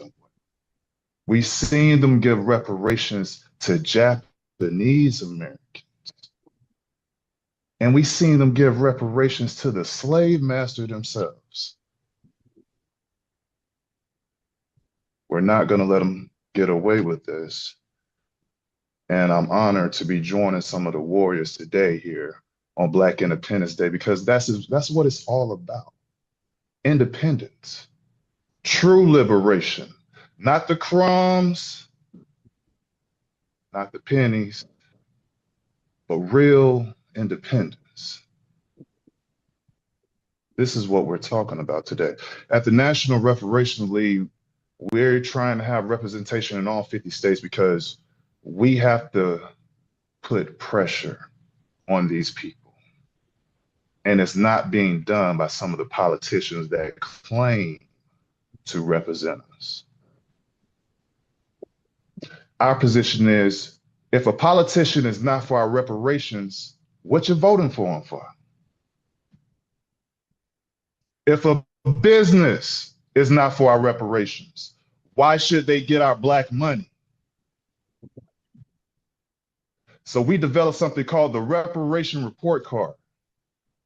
And this database, you will be able to go to each and every state and you will see your politician's stance on reparations. Never mind them kissing the Black babies. Never mind them coming to your church right at election time. You know the game.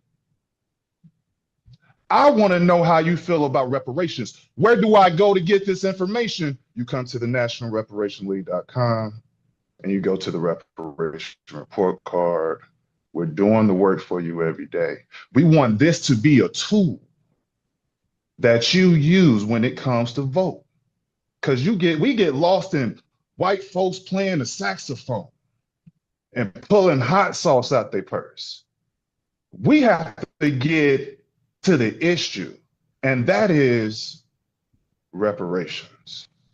30 seconds, comrade. Also, the problems that we have is everything is becoming a branch off of reparations. If we deal with reparations, we can deal with the other issues. As I look across this call and I see so many powerful people, I want us to understand something. Why do we need our colonizer? I've played basketball in Angola. I've traveled through Libya, played basketball in these countries. I realize we do not need this colonizer for anything. We should come out of this meeting with Black grocery stores and Black gas stations, just through this network alone. Final word. We have to create a trade amongst each other. We have to create a trade amongst each other between African Americans and our African brothers and sisters that do not involve the colonizer. Black power, Black power, Black power. Thank you, Brother Rashad. Black power. We're going to translate really quickly, and before we bring on Attorney Malik. Thank you.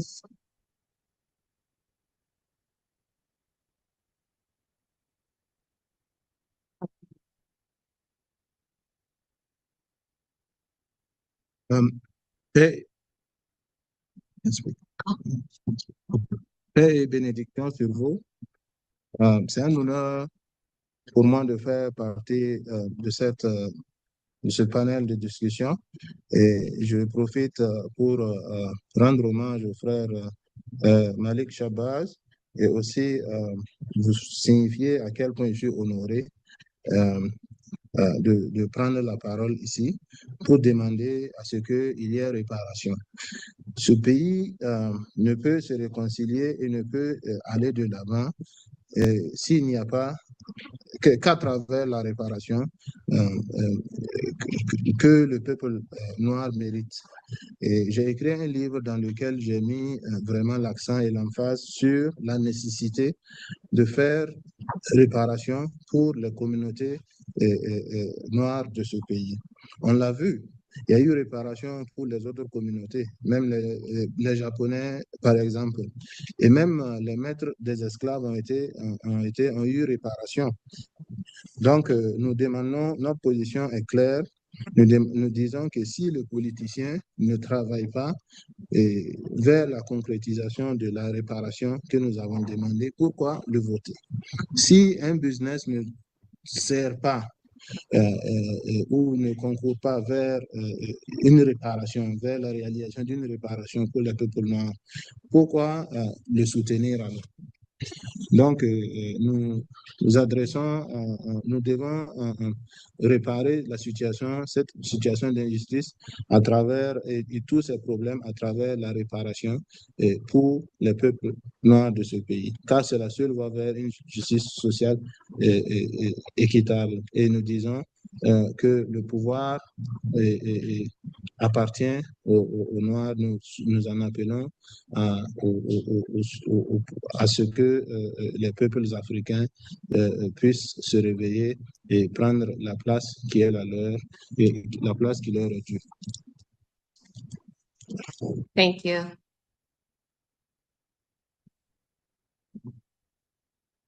Attorney Malik, do you want Elder Jabu to still bring you on? Do you want to bring him on for about 1 minute? He's coming around.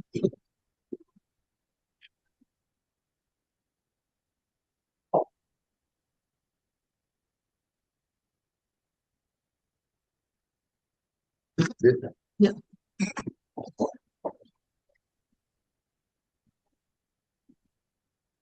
Now you're talking about an honor.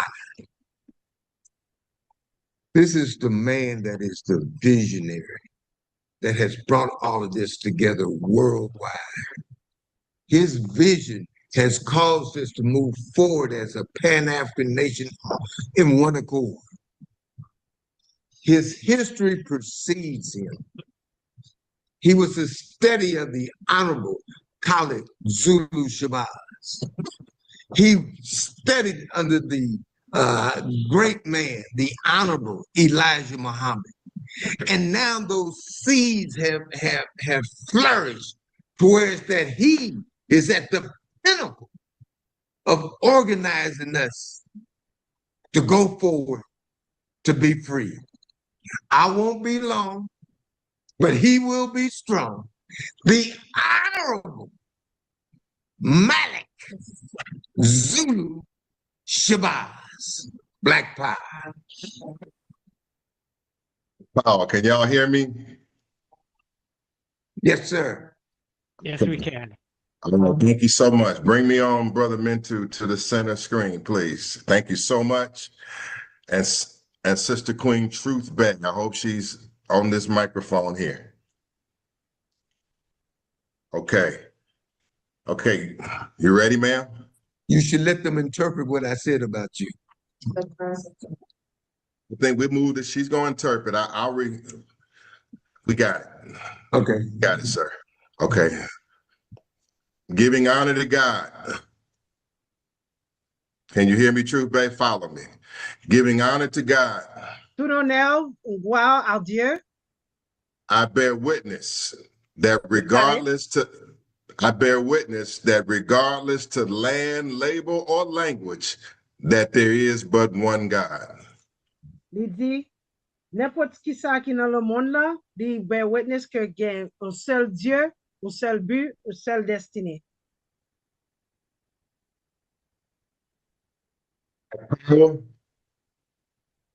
Pouvoir noir.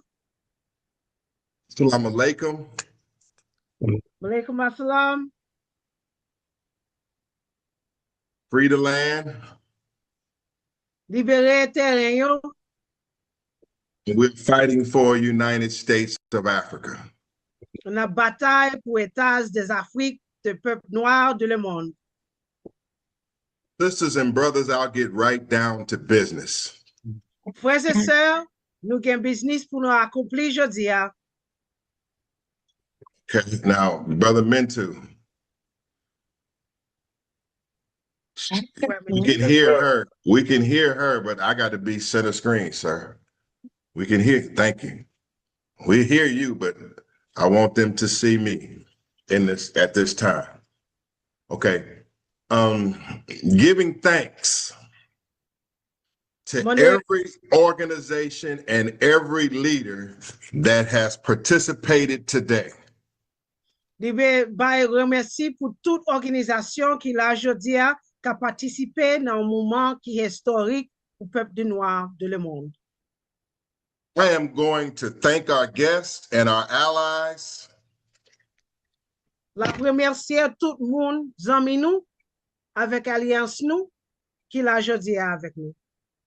I am going to summarize our great mission from our delegation that is in Burkina Faso right now. La fait un coup de résumé avec toute l'équipe là qui est dans Burkina Faso UNIA qui travaille avec le président Ibrahim Traore.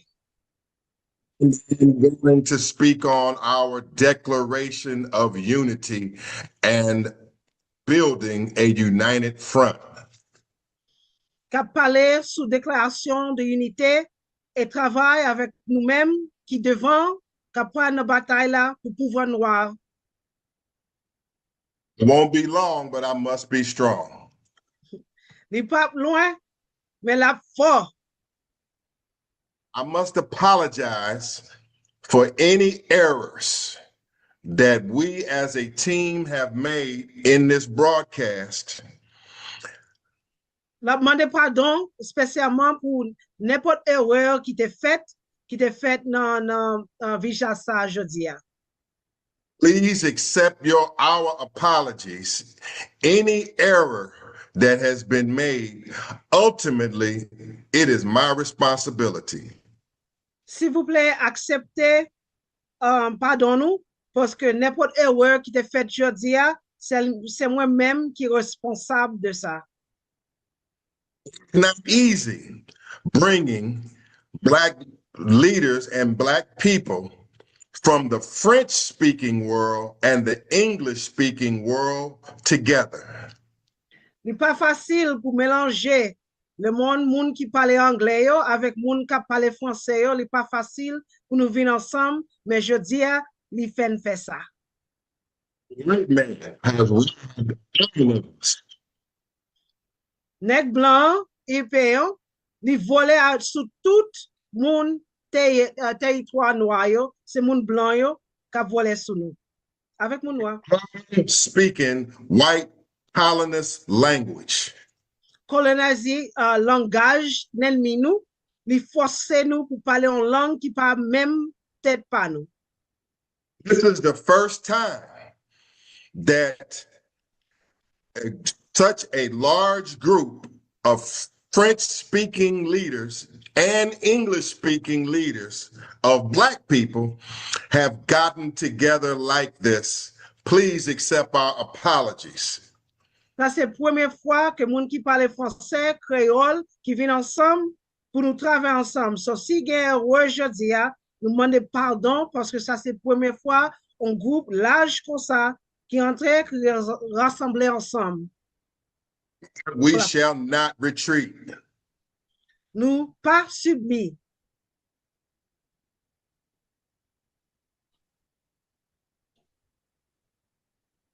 I want to thank the government of Burkina Faso under our leader, His Excellency, the Honorable Ibrahim Traore. Besoin remercier spécialement gouvernance Burkina Faso avec président Ibrahim Traore pour le travail que l'a fait à jeudi pour le peuple noir de le monde. We are the friends of President Traore in the West. Nous ses amis, président Ibrahim Traore dans l'Ouest. He began, myself and Elder Momoja Ajabu. We began in late May when we went to the Burkina Faso Embassy in Washington, D.C. Nous sommes à l'ambassade Burkina Faso en DC en fin mai avec une équipe, frère Adjabou, qui était là, qui était fait ce parler là, il était là ensemble. We went because we were inspired by the revolutionary work of President Ibrahim Traore and the other government leaders in the Sahel Alliance of States. Nous t'es inspiré avec le travail président Ibrahim Traore était fait. C'est ça que fait nous t'es en ambassade là, avec Sahel Alliance, État Sahel en DC. Since our visit at the embassy, we have put forth every effort that we can to build the bond between Burkina Faso, Pan-Africanists, and Black people in the West who are called Afrodescendants. Nous te créé un lien avec monde qui a descendants d'Afrique, spécialement le peuple noir qui sorti dans l'Union d'Afrique. C'est là que nous faisons une alliance. Et c'est ça que nous là aujourd'hui pour nous fermer, fortifier alliance ça. We have not come to waste your time today. Nous pas là pour gaspiller temps. We come in the name of Dr. Khalid Muhammad, my teacher. M'vin avec mentor moi, Monsieur Honorable Khalid Muhammad. I speak to you in the name of the Honorable Silis Muhammad, the founder and leader of the Afro-descendant nation in the West. M'a parlé de nom Honorable Silis Muhammad, qui président, fondeur de Afrodescendant nation, the Afrodescendant nation. I want to thank Saloma Bazier. Je veux remercier, pas donner nom, can you repeat the name? Who represents, who is the representative in Burkina Faso of the Alliance of Sahel States. Il était représentant pour Alliance de État Sahel. Victory to President Abdul Rahman Tissani. Victoire avec Abdul Rahman Tissani. Victoire avec lui. The leader of Niger. Leader de Niger. Victory to President Assimi Goïta. Victoire à président Assimi Goïta. The leader of Mali. Président de Mali. We have declared that we will do all that we can to support the revolution that is taking place in the Sahel states, and we will not retreat in that regard. Nous déclarons la victoire dans l'État Sahel et nous pas soumis aucun. I want to thank the leader of the delegation in Burkina Faso. Nous besoin remercier délégation qui na Burkina Faso kounya équipe là. Pan-African director of the Black Panther movement, Elder Momoja Ajabu. Leader de Pan-African movement, Elder Momoja Ajabu. I want to thank Sifiwe Aleka, my comrade in this struggle, and I thank him for all he has done to bring this day about. Nous besoin remercier le représentant frère Sifiwe Balenka avec bataille ça, l'a toujours mettre ensemble, tête ensemble, travail pour le peuple noir de le monde. Sister Tahita, to Brother Watora Hayoba, honors to you. Sœur Tahita avec frère Tora Ayoba, lui dit la bas honnête et la bas tout la bas honneur aujourd'hui.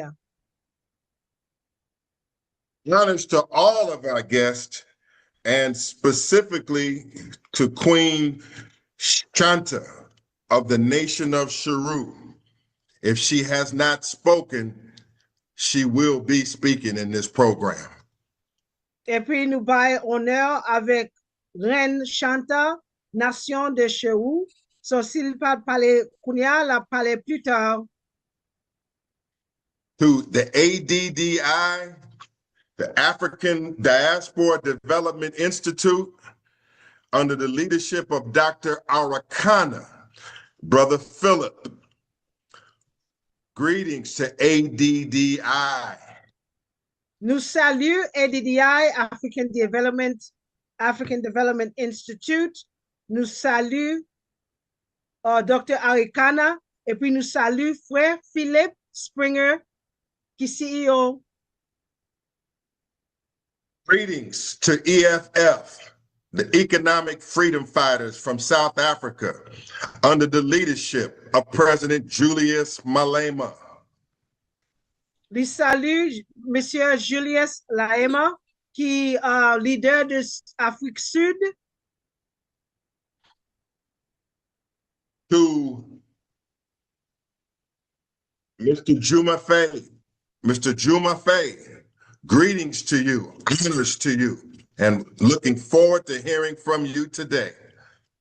Monsieur Juma Faye, nous saluons aussi et nous n'apprétons pour ton devoir et ça wap di jodi.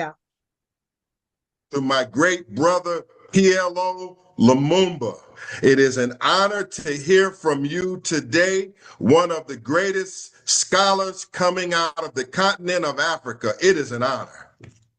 Li un grand honneur pour tendre à PLO Lumumba, yon qui plus grand scolaire qui sort dans le continent d'Afrique.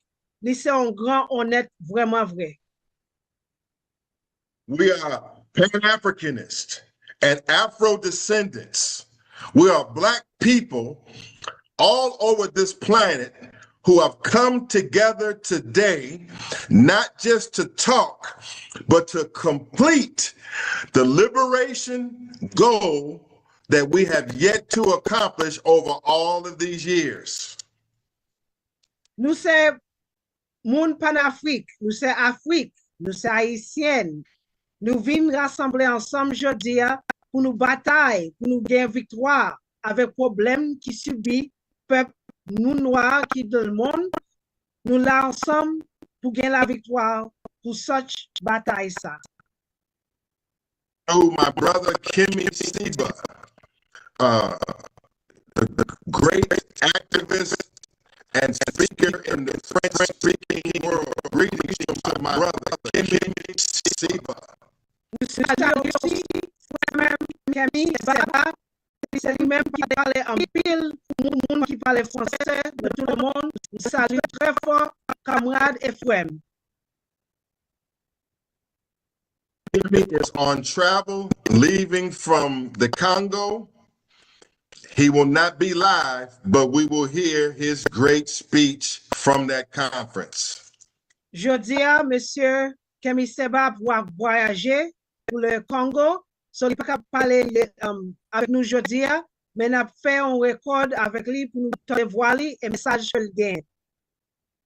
Webcast represents our effort to bring the best leadership that we have in the Black world together so we can complete the mission that President Traore has inspired us to in this hour. Nous venons ensemble, tout grand leader dans le monde qui viennent là pour une seule mission, la libération pour le peuple noir de le monde. Et nous espérons avec le travail que le président Traoré a fait pour make sure que nous là, spécialement nous pas qu'à faire sans lui-même. Our delegation right now is at the Foreign Affairs Ministry inside of Burkina Faso. Kounia, équipe délégant, li en dans ambassade Burkina Faso Kounia, sommes très contents, yo là, à représenter nous comme une équipe. Friends of Traore, the Afro-Descendant nation, The Black Panther movement. We have been embraced strongly by the government of Burkina Faso. And I want to thank Mr. Bauda. And I want to thank Ambassador Kubilaye. I want to thank the ambassador and Mr. Buddha for all that they have done with and for us. Nous remercions Monsieur Bouddha avec Monsieur Kubaye qui représentait ambassade Burkina Faso. Nous remercions lui en pile pour tout travail qu'il fait avec nous, pour porter nous jeudi ensemble pour nous bailler un message ça. Our mission in Burkina Faso has been to bring help and aid and skills to support the development of Burkina Faso and the Alliance of Sahel States. Nous là pour vivre ensemble et puis tout ce qu'il nous gagne pour développer l'alliance de États sahélien. So, alliance ça est très important pour nous venir ensemble pour développer, nous rassembler ensemble. Been embraced by the foreign ministry, embraced by the Ministry of Education, embraced by the Prime Minister, and we have been embraced by the Alliance of Sahel States organizations, and we are honored. Yo embrassé nous, ministère des étrangers, ministère de l'éducation, et puis l'autre organisation que l'État Sahel, nous honorer parce qu'ils embrassent nous sans problème, et puis pour chaque travail qu'on a fait, ils sont là avec nous pour bailler nous support. Burkina Faso and the government of Niger have told us that they want qualified Black people, Afro-descendants in America, to help them to get the correct message out. And we are going to do that. Yo di yo vle rassembler moun qui qualifié, pas n'importe moun noir, moun qui qualifié révolutionnaire, qui travaille pour sauver moun, qui travaille dans la communauté noire nous, li là pour yo rassembler moun noir, spécialement dans les États-Unis, puis yo vinn ensemble pour travailler, pour entrer dans Burkina Faso, pour faire mission réalisée. They're going to speak loud, professionally, and clear.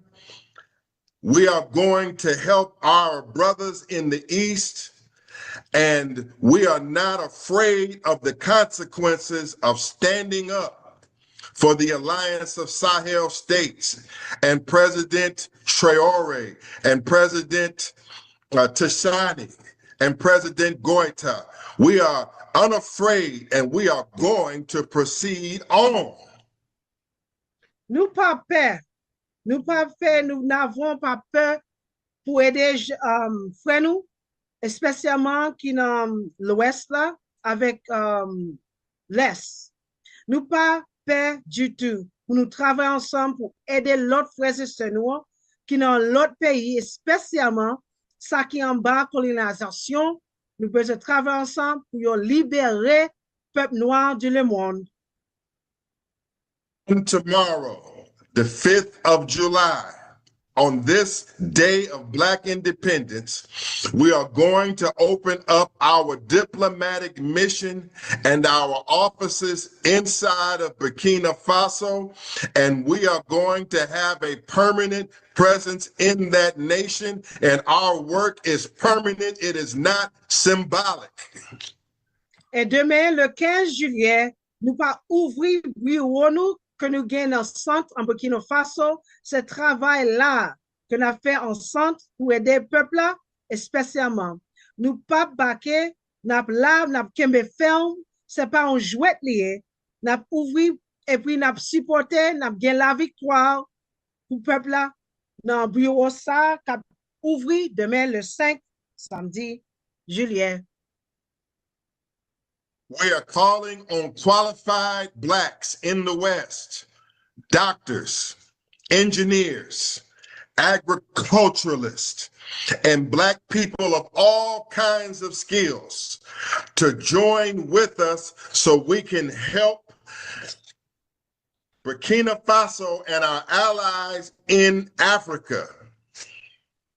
N'a ouvri porte nous pour toute qualité moun, spécialement docteur yo, ingénieur yo, agronome yo, n'importe moun qui gen une valeur de gris pour aider peuple là, nous ouvrir porte là pour yo, pour venir ensemble, pour travailler ensemble, pour faire libération pour peuple noir ensemble.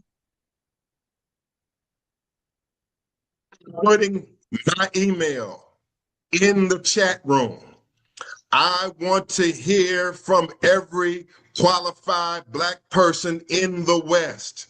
If you have a skill that can make the life of our people in Burkina Faso better, I want to hear from you now, because we have to put your skills into practice so that we can make sure that the revolution that has began is sustained. M'a met email moi, m'a envoyé email moi dans la salle de chat là. Nous besoin d'entendre avec n'importe monde qui a intérêt pour entrer dans l'équipe ça, pour travailler ensemble, n'importe monde qui qualifié, n'importe compétence nous gagne, n'importe don ou gagne, nous besoin de tout, spécialement pour nous subir, pour nous travailler ensemble comme un peuple de le monde qui a une équipe qui est très fort. To conclude and to bring on Mr. Barcelona Bazier. Kounela, n'a mette Monsieur Barcelona Bazier pour les parler avec nous aujourd'hui. I want to thank Brother Ramzu Yunus, who has inspired us for this day, July 4th. May God protect him in Detroit.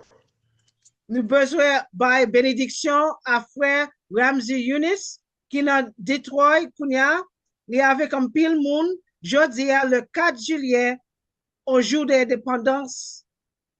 I want to thank my mentor, Dr. Khalid Mohammed. Without Dr. Khalid Mohammed, I wouldn't be here.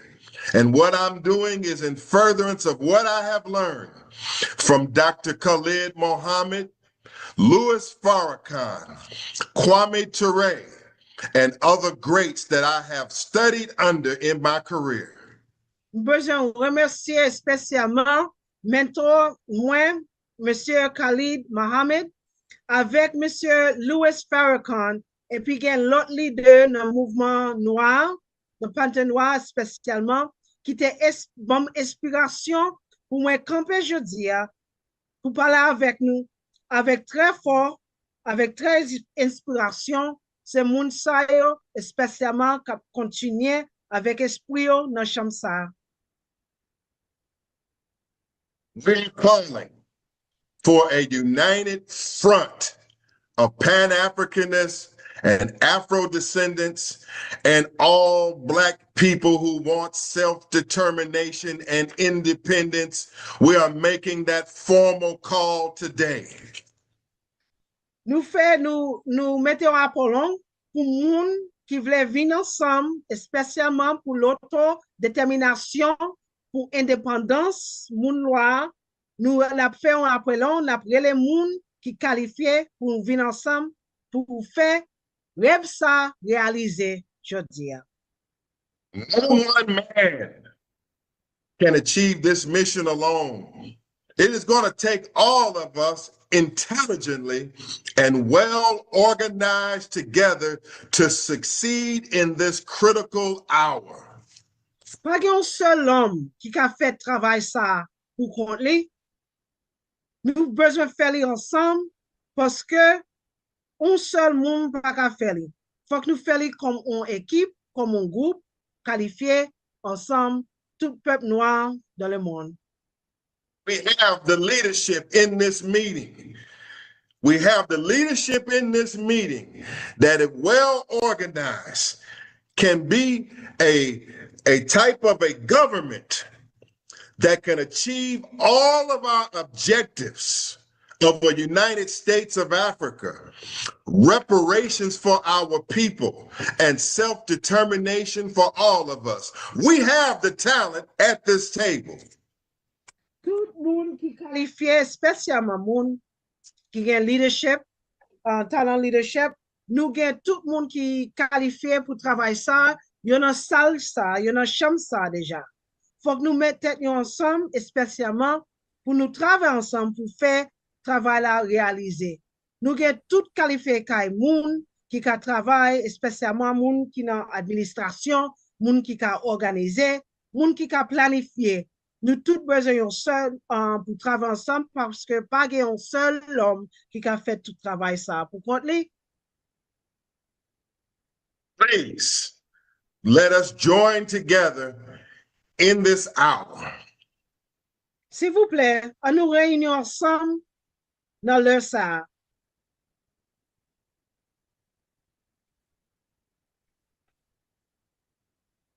We will read to you shortly our declaration and call for a united front for our liberation. We want you to hear our declaration, and we want every leader to sign on to a mutual declaration to build a united front. N'a pli une déclaration de libération que nous faisons aujourd'hui.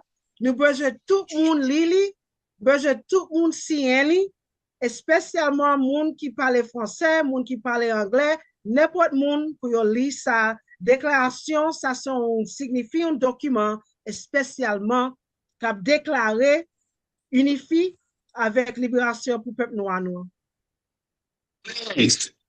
Delegates and brothers and sisters who are watching, be patient with us today and be patient with us tomorrow.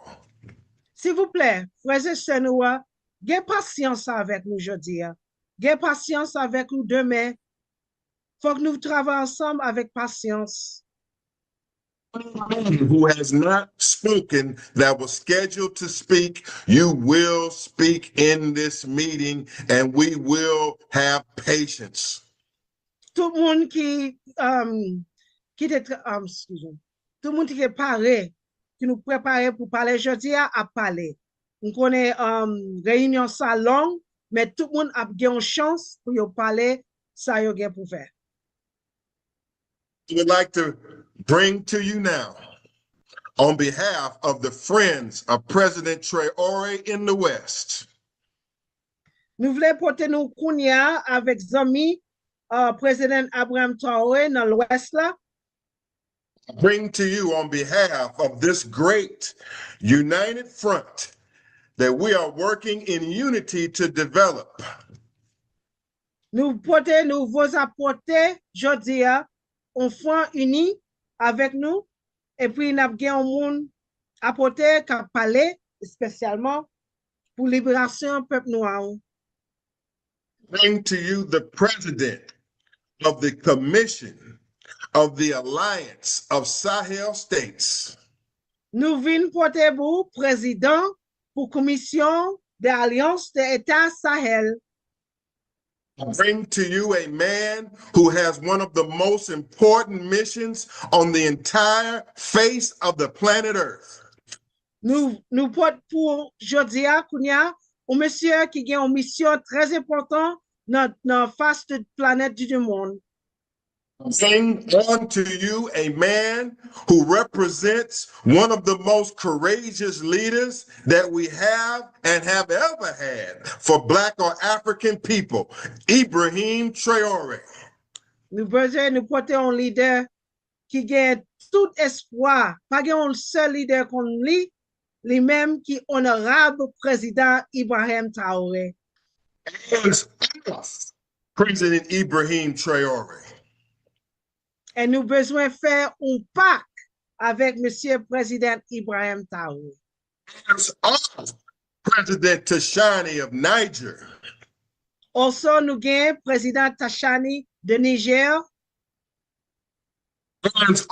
President Goita of Mali. Also, nous avons President Goïta of Mali. And hands on the work that we are going to do to make this revolution successful. Oh, retiens mail, c'est ça me connaît. Retiens mail, Président Goïta, Président Ibrahim Traore, retiens mail avec peuple noir. Bring to you the president of the Commission of Alliance of Sahel States, the Honorable Basaloma Bazier. Please, representing the government of Burkina Faso, please listen carefully and please receive our brother. Nous venons avec honorable Basilimier Gazier de Burkina Faso, c'est lui-même qui est président commission de Burkina Faso. Bali un gros bravo, Batman, un gros bravo pour monsieur ça. You translate back for him. Translate to English for Mr. Bazier. Okay, we have a translator for Mr. Bazier. He will translate in English. Okay, thank you. Merci. Bonsoir, Monsieur le Président Bazier. Je me nomme Awini Atia. Je suis chargé de vous traduire en anglais. Et donc, je voudrais savoir si dans la mesure du possible, on pouvait le faire simultanément pour parler, j'interprète et on continue. Okay, we can't hear you. Je n'arrive pas à vous attendre, Monsieur le Président. Turn his mic on. Il faut activer votre micro.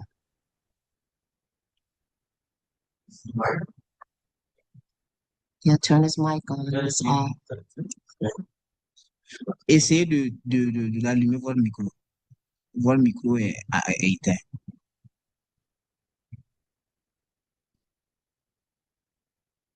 See, this has to be on. Put him with his microphone. He's going to get some help there, I think. Okay.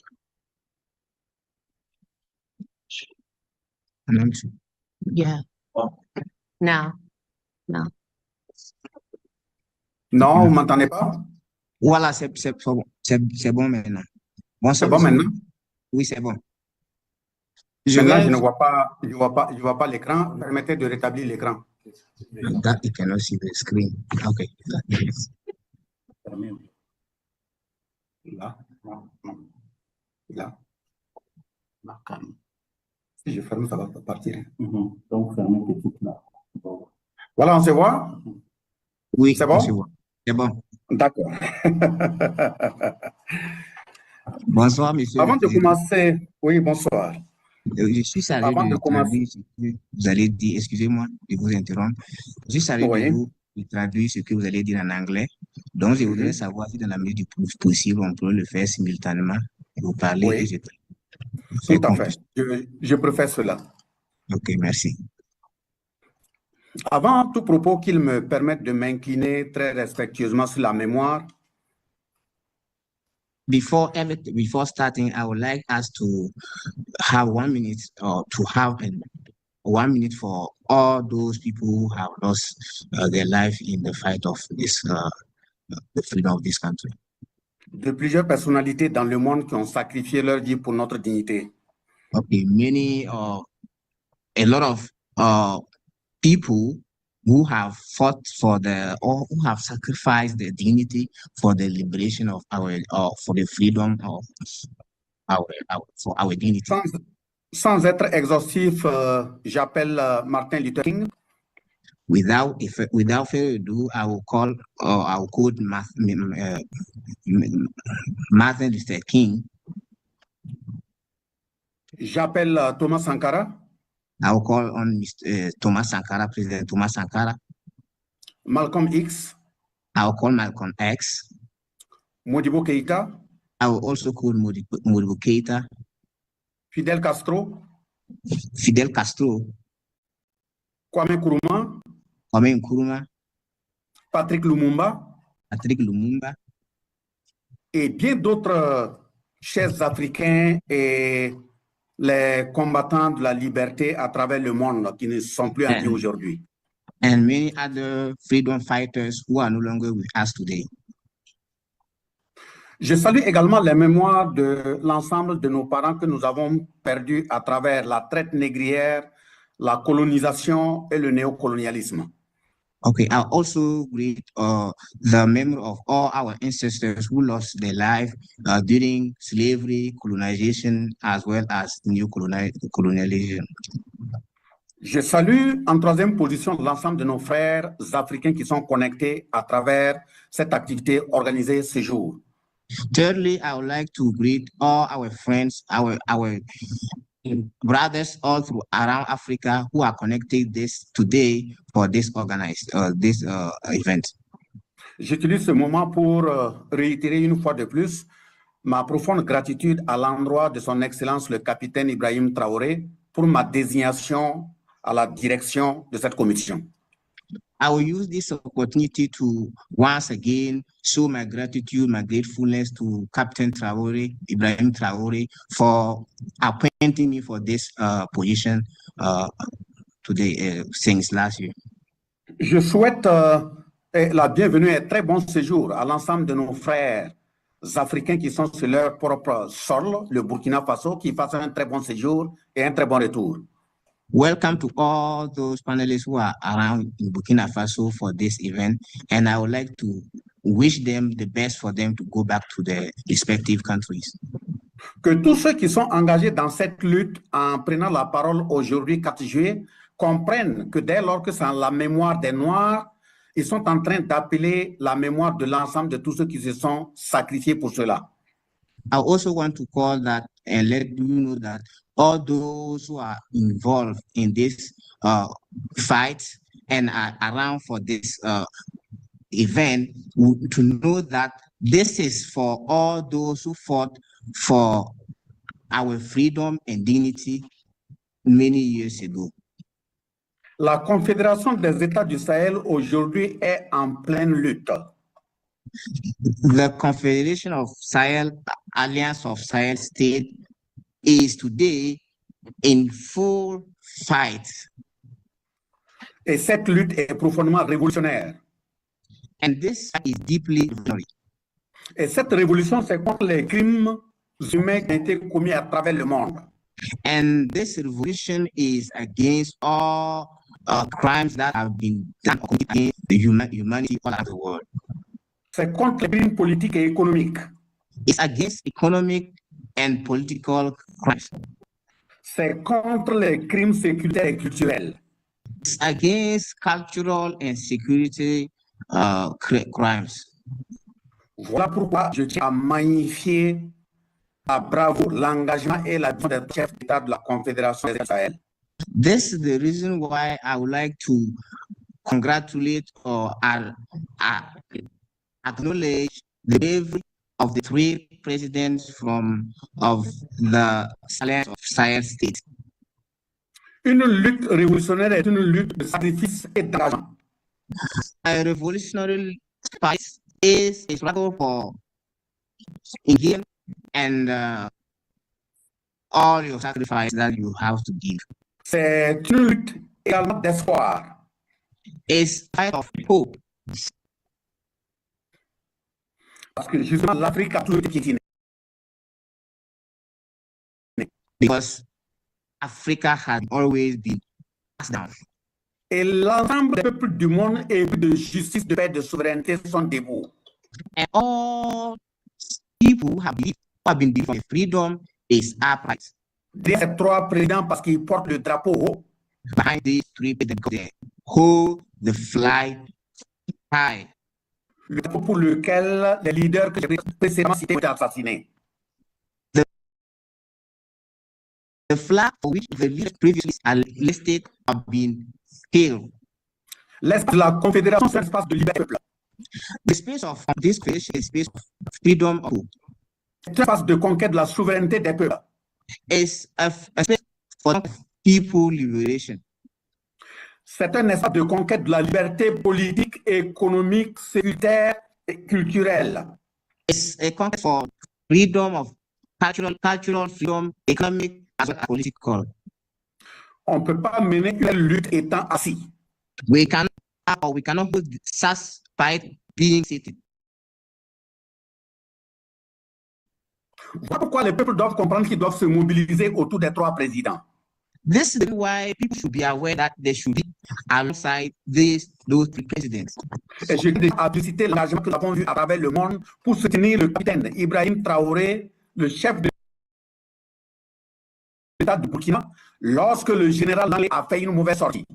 Okay, about the last statement from General Langley, I would like to acknowledge all engagement and all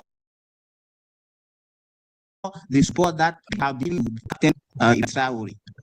Que l'ensemble des loups à travers le monde comprennent que nous n'allons plus laisser nos chefs d'État assassinés comme des mouches.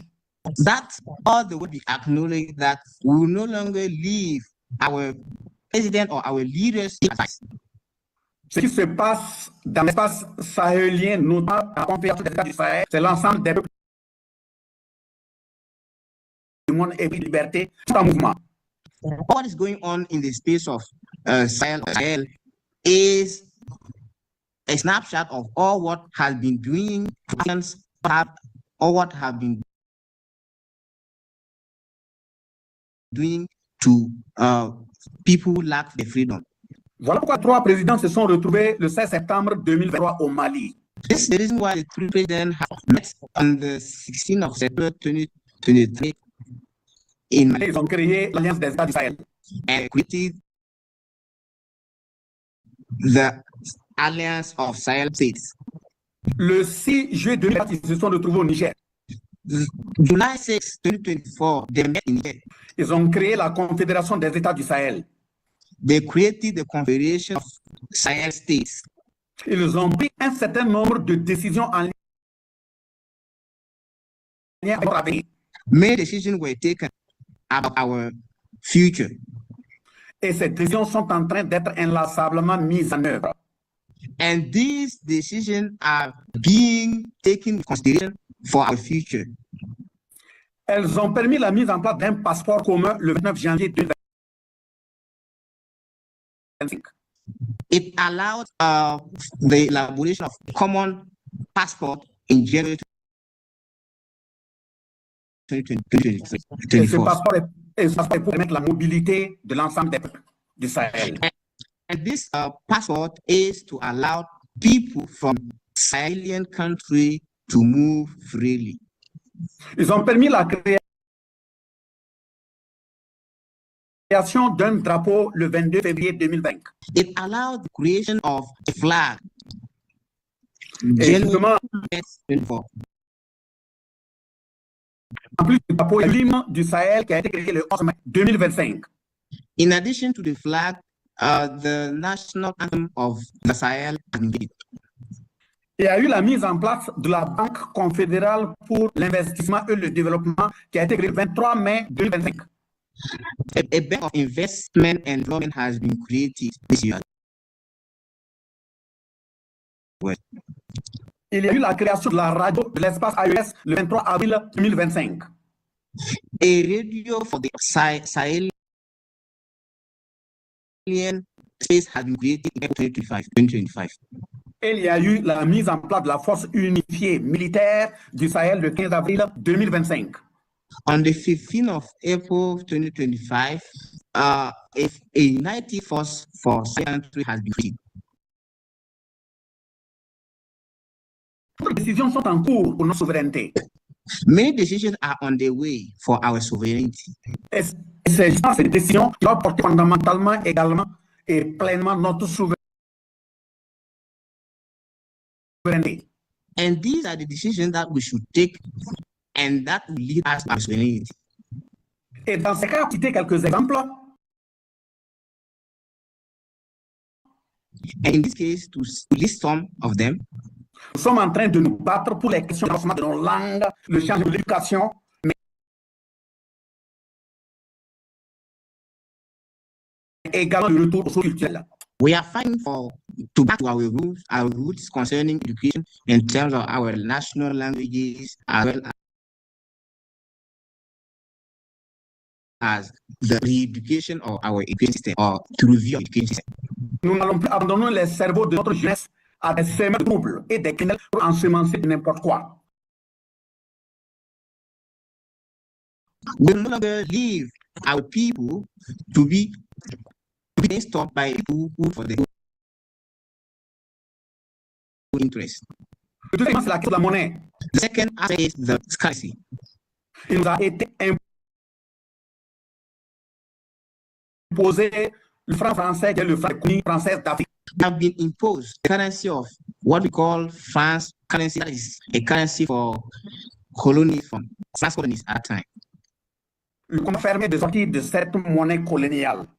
The tie is to get out of this colonial space. Le troisième niveau de combat, c'est la santé. The third level of fight is fighting for the sanitary aspect. Nous n'allons plus admettre qu'on fabrique des médicaments pour venir nous faire avaler à travers l'OMS sans savoir exactement de quoi il s'agit. We will no longer allow the Organization of World Health to come and give us help drugs that we don't know how they were made and how they should take them or how they were made.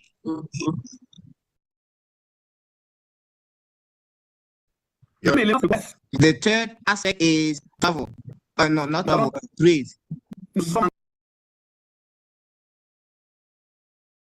À produire et à consommer ce que nous consommons eux-mêmes. We are committed to produce and consume what we are able to produce ourselves. And then our people produce or transform here.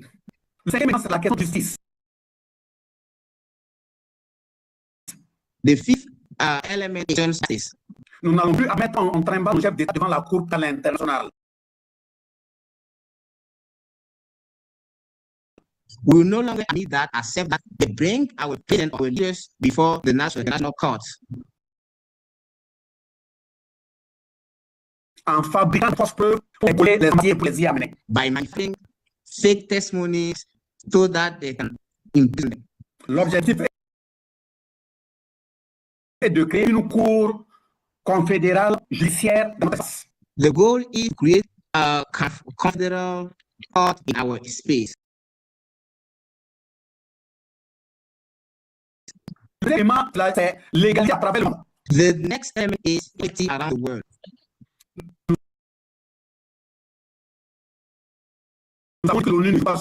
We said UN is its role is not being the first role.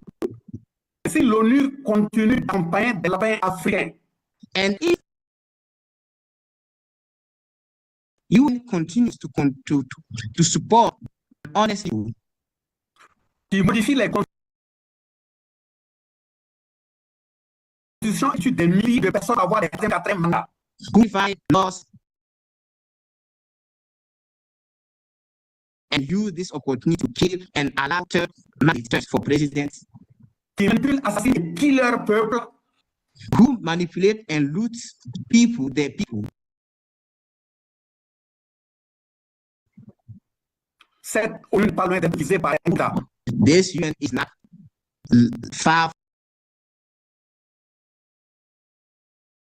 from undergoing a military coup. Je vais tout simplement d'espoir. I end by with and quick note. Il faut qu'on ait confiance en nous-mêmes. We must have self-confidence. Que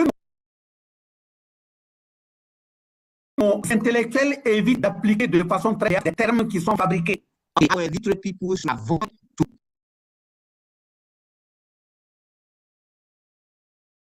take into consideration concepts or ideologies that have been manufactured. Les termes qui répètent longueur de journée le contenu n'est pas avec nos réalités.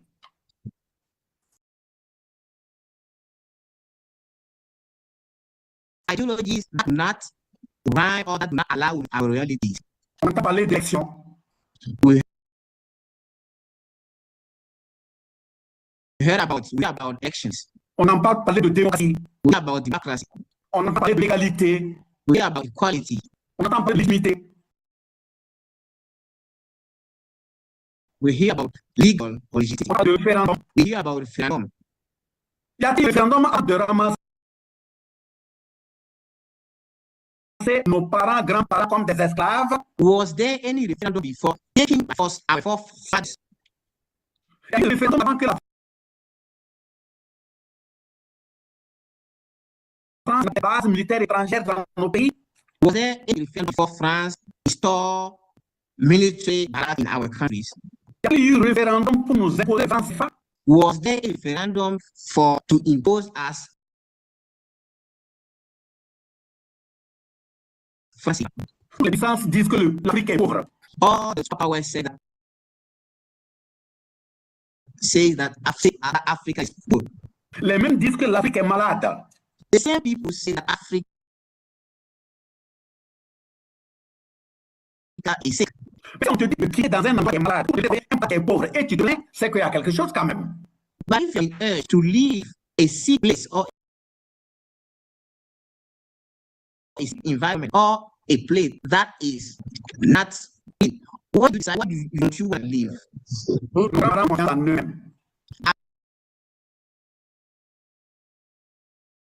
Our fathers have tell us it's Africa that should educate the world about democracy. Africa want to educate the world about human rights. Parce que la première charte des droits humains a été votée au Mali. Because the first law about human rights had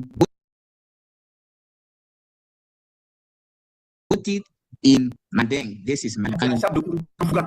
This was the law of Africa. Qui a été voté en 1936. That has been voted in 1236. C'est 5 siècles après qu'est venue la Déclaration universelle des droits de l'homme et des humains. This 5 centuries before the Declaration of Human Rights and Citizenship. Et c'est 7 siècles après qu'est venue la Déclaration universelle des droits de l'homme et des peuples. And this is 7 before this Declaration of Human Rights and People. C'est aussi que les États-Unis, la première personne à découvrir ça, c'est un noir. This is to say that in the United States, the first person to discover it was c'est notre grand-père Mansa Aboubakar II. It was our father Mansa Aboubakar II. And he was a Malian. Il a découvert les États-Unis en 1312. Discovered the United in 1312. Bien avant Christophe Colomb qui l'a découvert en 1492. By far before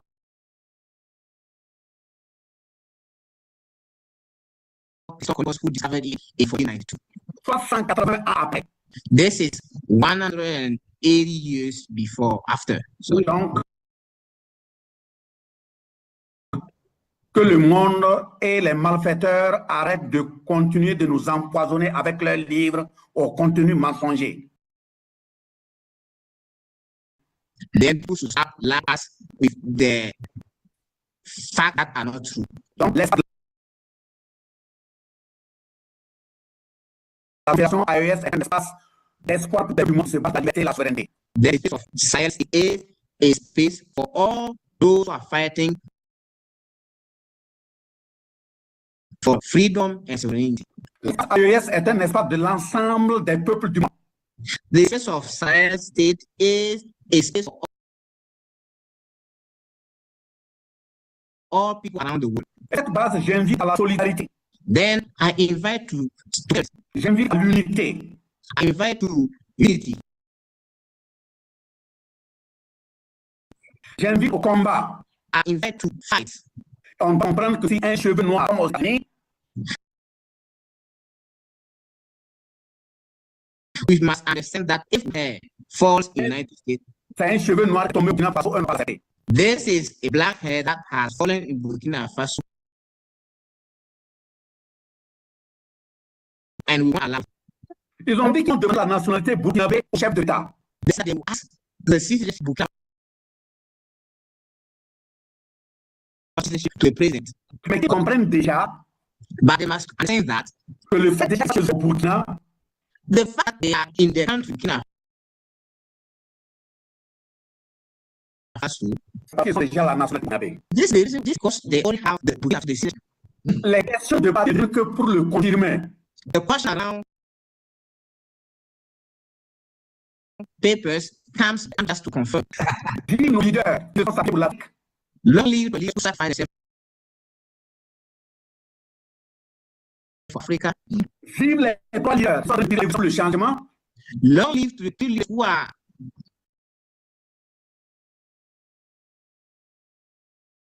lutter contre le frère noir à travers le monde. Long live the revolution between or among Africans. Vive nos ancêtres. Long live to our ancestors. Gloire et pouvoir au peuple. Glory and power for people. La victoire nous appartient. The victory is ours. Restons debout, continuons le combat. Let's stay stall. The fight for us, the continent is ours. Thank you. Come off mute. Come on, y'all. Let's give him a strong hand. Come on, y'all. Let's give him a strong hand on this podcast. Yeah. Salut, salut. Okay. Black Power. Okay. Thank you for your patience, sisters and brothers. You got to translate for me. Thank you for your patience, sisters and brothers. I want to announce that our delegation is continuing to be successful. Je voudrais annoncer que notre délégation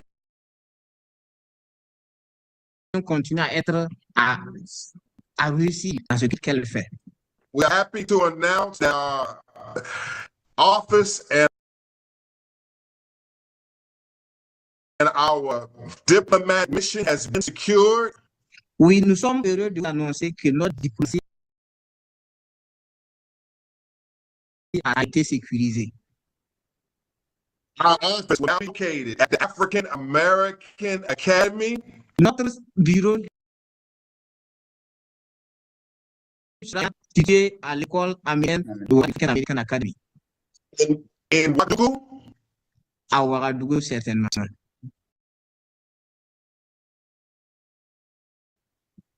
And that information will be placed in the chat room.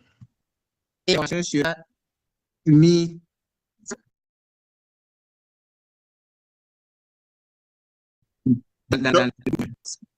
Show us, Brother Mentu, show us the picture of office.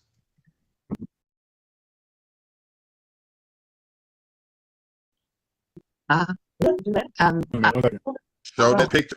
He's bringing up the picture. Okay. We want to let you know. L'image, nous voulons faire ça. We strive to make our word better. Luttons pour rendre ce monde uni. We need to come to and to help Burkina Faso.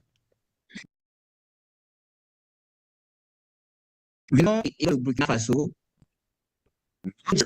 has told me that they need engineers and scientists to come to Niger. Le Niger m'a informé qu'ils ont besoin de scientifiques et d'ingénieurs pour venir au Niger.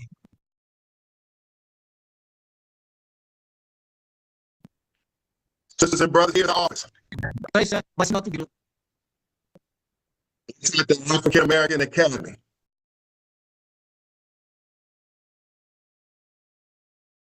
Là, c'est notre bureau à l'African American Academy.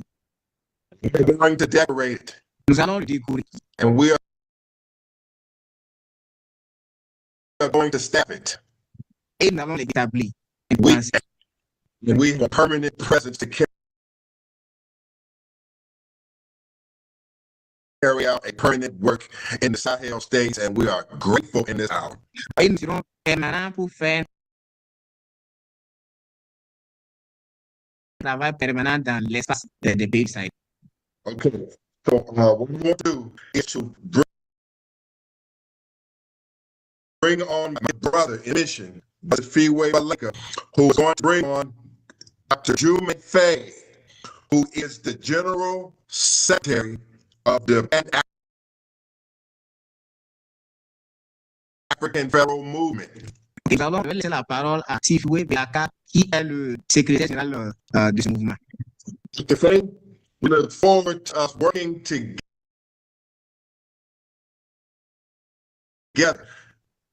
Nous voulons que nous soyons ensemble.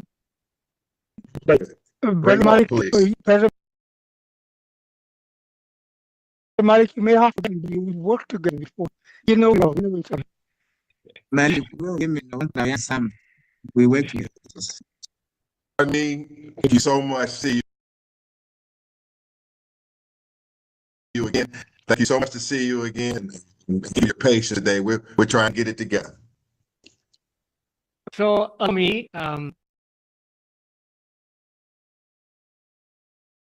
to have the honor and be to introduce Dr. Jume Faye.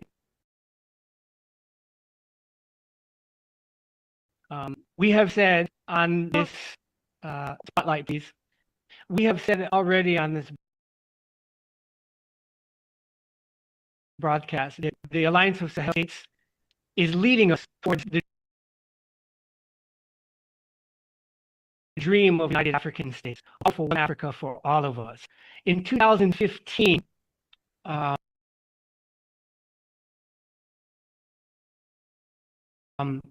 group of very serious, very Pan-Africanists met to sit and discuss how to bring out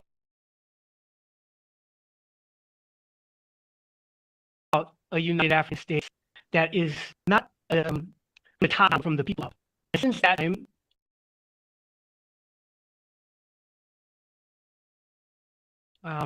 that effort to get under the hood mechanics of bringing about the United African States for all African people everywhere, led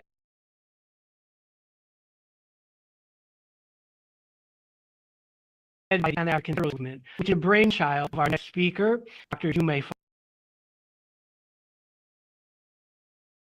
He and others of his colleagues. We would also like to congratulate him on the election of his nephew son, who is the president of Senegal, by the same name, Jume Faye. So, too many accolades you could say about my colleague, friend, my mentor, but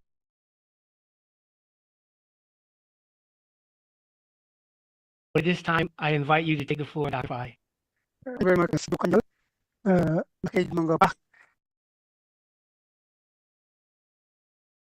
Thank you. Thank you very much. In my, I would just allow me to liberty to my brothers in Burkina Faso. Monsieur le Président Bazier, je ne sais pas, vous ne me connaissez pas, mais j'ai vécu 2 ans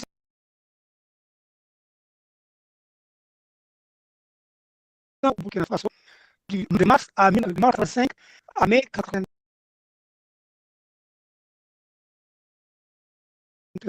Avec mon grand frère qui m'avait adopté, peut-être 5 ans. Et j'ai beaucoup travaillé dans l'association des anciens du Faso,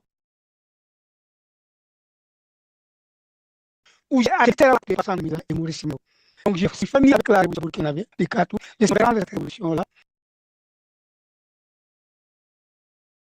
Nous avons construit des théâtres partout.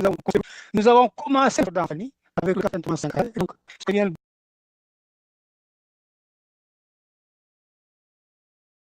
So I was telling my brother, to just tell him that he may not know me of the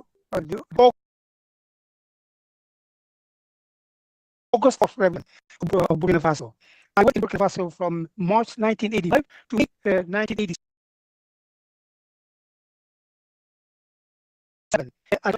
My brother Thomas Sankara took me and worked with the Association of the Elders of Burkina Faso with 2 former presidents, President Maurice Yamogo and President Lamidana. Actually, my mother happened to be from Senegal. So I'm familiar with Burkina Faso. So I'm very excited that you all are doing this. I know that time is limited. So I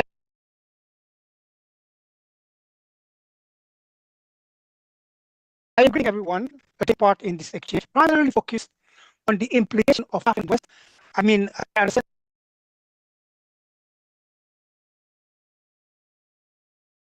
African West, those living in USA and Western European, the primary, not necessarily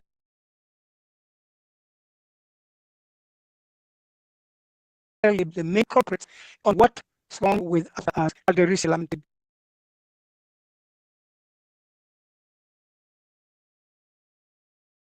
This book.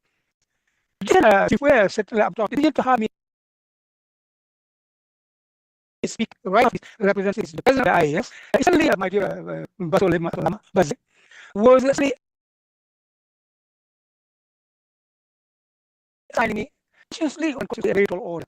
I will do my best not to beat on dead horses by repeating what already said convincingly by my brother. That is how to create a realistic agency. Let me just repeat that. How to create realistic agencies which end the one of people by foreigners, meaning imperialism and today. Being what Marcus Garvey called the empire on which the sun will never set. An entity of African people, by African people,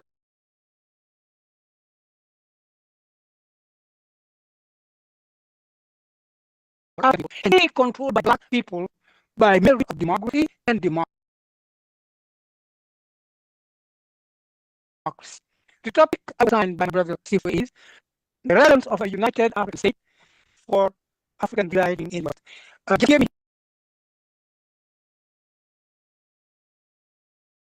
We are not saying the United States of Africa. That is reductive. It excludes Haiti. It excludes Guyana.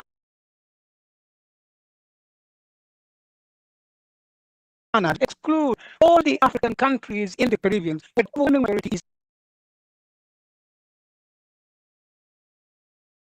African. So these are a union. They must be part of a union. In Haiti,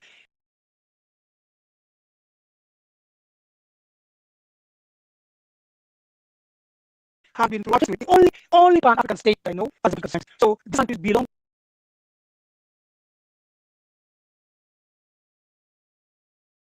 So this is why we talk about a united African state instead of United States of Africa, which would be completely invalid.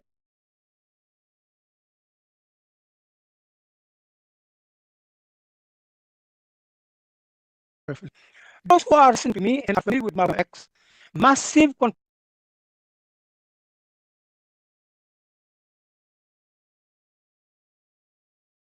contribution to what we black people are fighting for, and why are we fighting for things already have the answer to this question. In his speech to the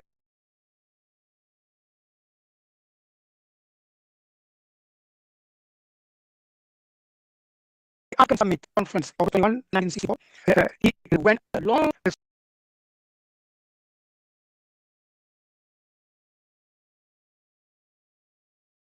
saying that we are, just like Africa, are part of the problem. We must solution for Africa.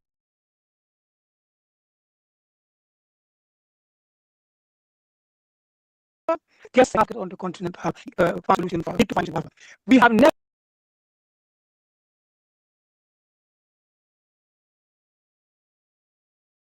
figured out Africa. How language to Africa belong to us, much as belong to Africa.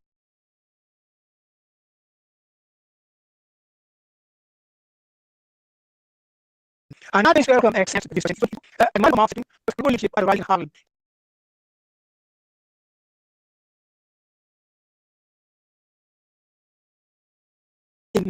He said they need to have a thing that will have times.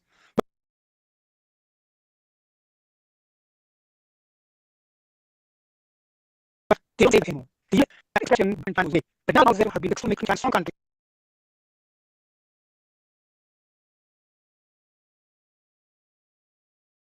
They can't have more chance than anyone else. So he's saying, have been created. Well, there are dysfunctional people.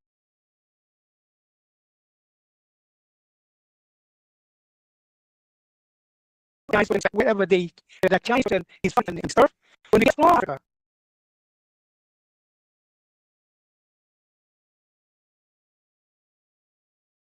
In the United States, the first African system will be started at this on Earth. But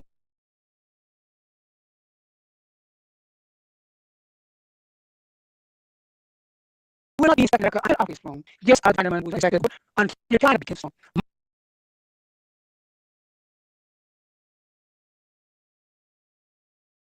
Malcolm X further stated that you are not here for what, but who you are. The United African States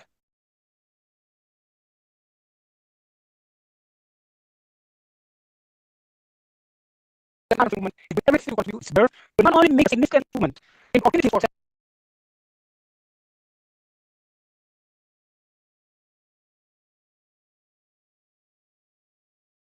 available to Africans in the West, but also increase their security. It's their part to real pressure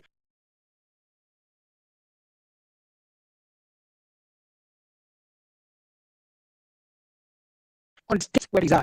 For those who become citizens of the African state, an unalienable right.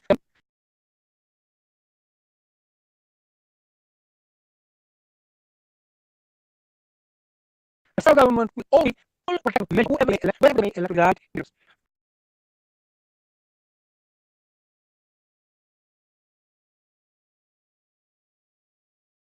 who are fighting for the reparation of the wrongdoer are being left Africa. It didn't stop now. Since the part of 16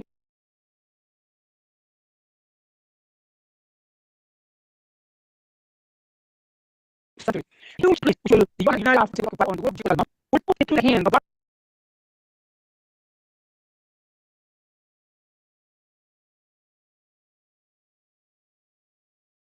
through power. The kind of reparation African reserve will not be open to the justice.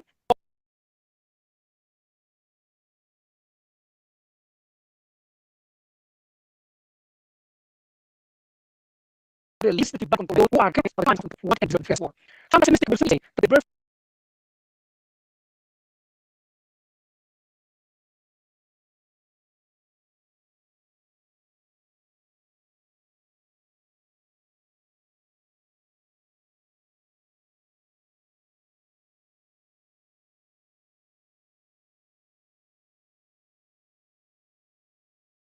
the United African States is highly political and this requires protection. Sage it was in the 70s, particularly in the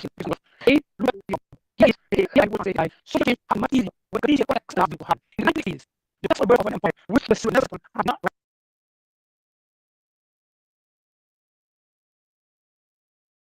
rival. Yet, later on, when the apostle of African Factory, they called for it in the 1980s.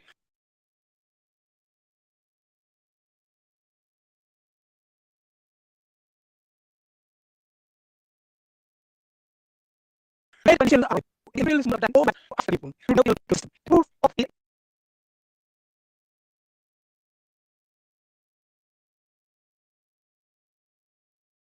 Of the city of the spring, it was popularly enjoyed by the Chilean materials, as well as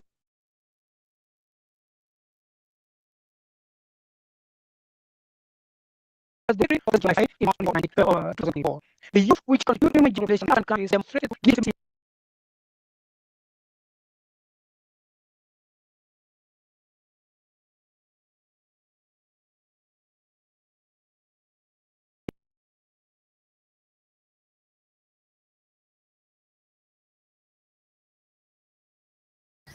Bear with them, family. Thank you for tuning in.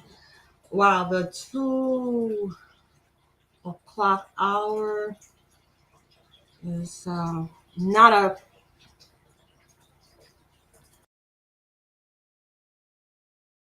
around the world. We said women in its role is not being responsible. Si l'ONU continue d'accompagner des labels africains. And if you continue to support honestly, qui modifie les constitutions et tue des milliers de personnes à avoir des quatrième mandats. Qualify laws and use this opportunity to kill and allow third mandates for presidents. Qui manipule, assassine et pille leur peuple. Who manipulate and loot people, their people. Cette ONU pas loin d'être utilisée par un État. This UN is not far from undergoing a military coup. Je viens tout simplement d'espoir. I end with a note. Il faut qu'on ait confiance en nous-mêmes. We must have self-confidence. Que nos intellectuels évitent d'appliquer de façon très des termes qui sont fabriqués.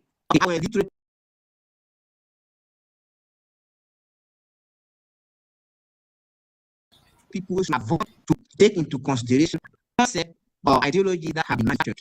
Les termes qui répètent longueur de journée ne continuent pas avec nos réalités. Ideologies that do not rhyme or that do not allow our realities.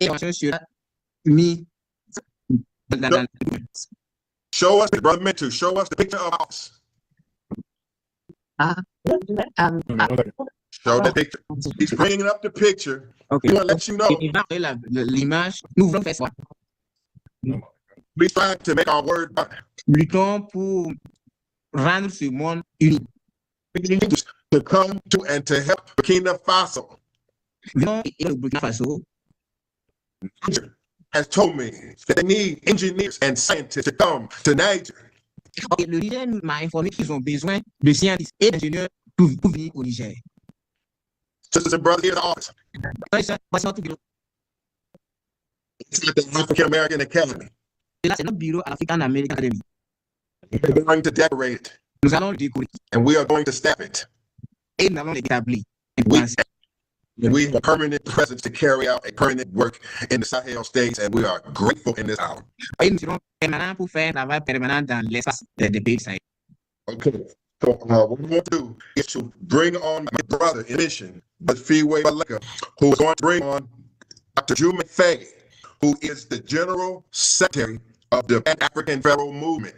Et nous allons laisser la parole à Sifiwe Belaka, qui est le secrétaire général de ce mouvement. We look forward to us working together. Nous voulons que nous soyons ensemble. Brother Malik, you may have to work together before. You know each other. We work together. Thank you so much. See you again. Thank you so much to see you again. Give your patience today. We're trying to get it together. So allow me to have the honor and to introduce Dr. Jume Faye. We have said on this spotlight piece, we have said already on this broadcast that the Alliance of Sahel States is leading us towards the dream of United African States, all for one Africa for all of us. In 2015, a group of very serious Pan-Africanists met to sit and discuss how to bring out a United African States that is not the top from the people.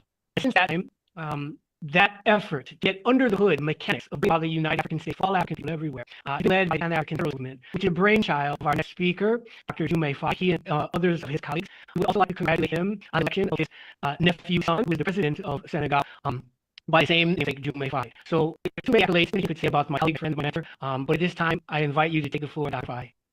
Very much. Thank you. Thank you for in my. I would just allow me to deliver to my brothers in Burkina Faso. Monsieur le Président Bazier, je ne sais pas, vous ne me connaissez pas, j'ai vécu 2 ans au Burkina Faso, de mars 35 à mai 87. C'est mon grand frère qui m'avait adopté, peut-être 5 ans. J'ai beaucoup travaillé dans l'association des anciens du Faso, où j'ai arrêté les personnes et Maurice Simon.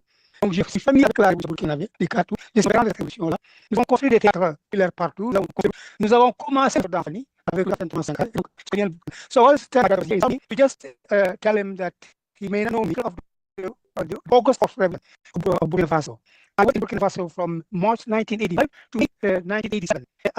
My brother Thomas Sankara took me. I worked with the Association of the Elders of Burkina Faso with 2 former presidents, President Maurice Yamerugo and President Lamidana. Actually, my mother happened to be from Senegal. So I'm familiar with Burkina Faso. I'm very excited that you all are doing this. I know the time, so I agree everyone to take part in this exchange, primarily focused on the implication of African West. I mean, African West, those living in USA and Western European, the primary, not necessarily the main culprits on what's wrong with the Islam in his book. Then, if we are settled up talking, to have me speak right, represents the president of the IAS. Recently, my dear Basil was signing me seriously on the electoral order. I will do my best not to beat on dead horses by saying what already convincingly by my brother. That is how to create a realistic agency. Let me just repeat that. How to create realistic agencies which end the one of different people by foreigners, meaning imperialism and today. This has been what Marcus Garvey called the empire on which the sun will never set. An entity of African people, and they controlled by black people by merit of demography and democracy. The topic outlined by my brother Sifa is the relevance of a united African state for African gliding inward. We are not saying the United States of Africa. That is reductive. Exclude Haiti, exclude Guyana, exclude all the African countries in the Caribbean, but overwhelming majority is African. So these are a union. They must be a union. And Haiti have been the only Pan-African state I know as a So these countries belong to me. So this is why we talk about a United African State instead of United States of Africa, which would be completely invalid biography. Those who are listening to me and are familiar with Malcolm X, massive contribution to what we black people are fighting for. And why are we fighting for this? We already have the answer to this question. In his speech to the African Summit Conference of 1964, he went along the same, just we must solution for Africa, just like on the continent, solution for Africa. We have never given out leadership to Africa. Our leadership to Africa don't much as belong to Africa. And that is where Malcolm X answered this question. Malcolm X, the leadership at Rising Harlem in 1994. He said, they used to have a saying that we have friends, but they don't say it anymore. That expression but now they have been extremely in some country. They can't have more chance than anyone else. So he's saying, have been Christian. Well, just assumption that people guys wherever the Chinese person is fighting in earth, when we get to Africa, in the United States, the first African system will be respected this on earth. But he will not be respected like other strong, just as China was respected until China became strong. Malcolm X further stated that you are here for what, but who are you? The United African States, the African movement, with everything contributes to birth, will not only make a significant movement in opportunity for self-government available to Africans in the West, but will increase their security. It's very much real pressure on the states where they are. For those who become sensitive to African states, and minimal right, the federal government will always protect men whoever they elect leaders. Not what fighting for the operation of the wrong are being never because it didn't stop now. Since the part of the 16th century, huge place which the United States on the world will put into the hands of bargaining through power. The federal reparation African reserve will not depend to the justice of the least back on those who are against the times of what ends the first war. Some pessimistic will say that the birth of the United African States is highly hypothetical and this will require decision. Sage it was in the Silis Muhammad. Oh, I don't know what's going on with my sound, but I do apologize. I do not know what's going on with that sound. I'm not liking how that sounds, so I'm going to go ahead and end this stream and pick up on another person's live stream to figure out what's going on in the streets on this 4th of their life, but however, Black Independence Day, July 4, 2025. I am a Coty, and we'll be back and in this stream, pick it up on the other side. Stay with me, guys.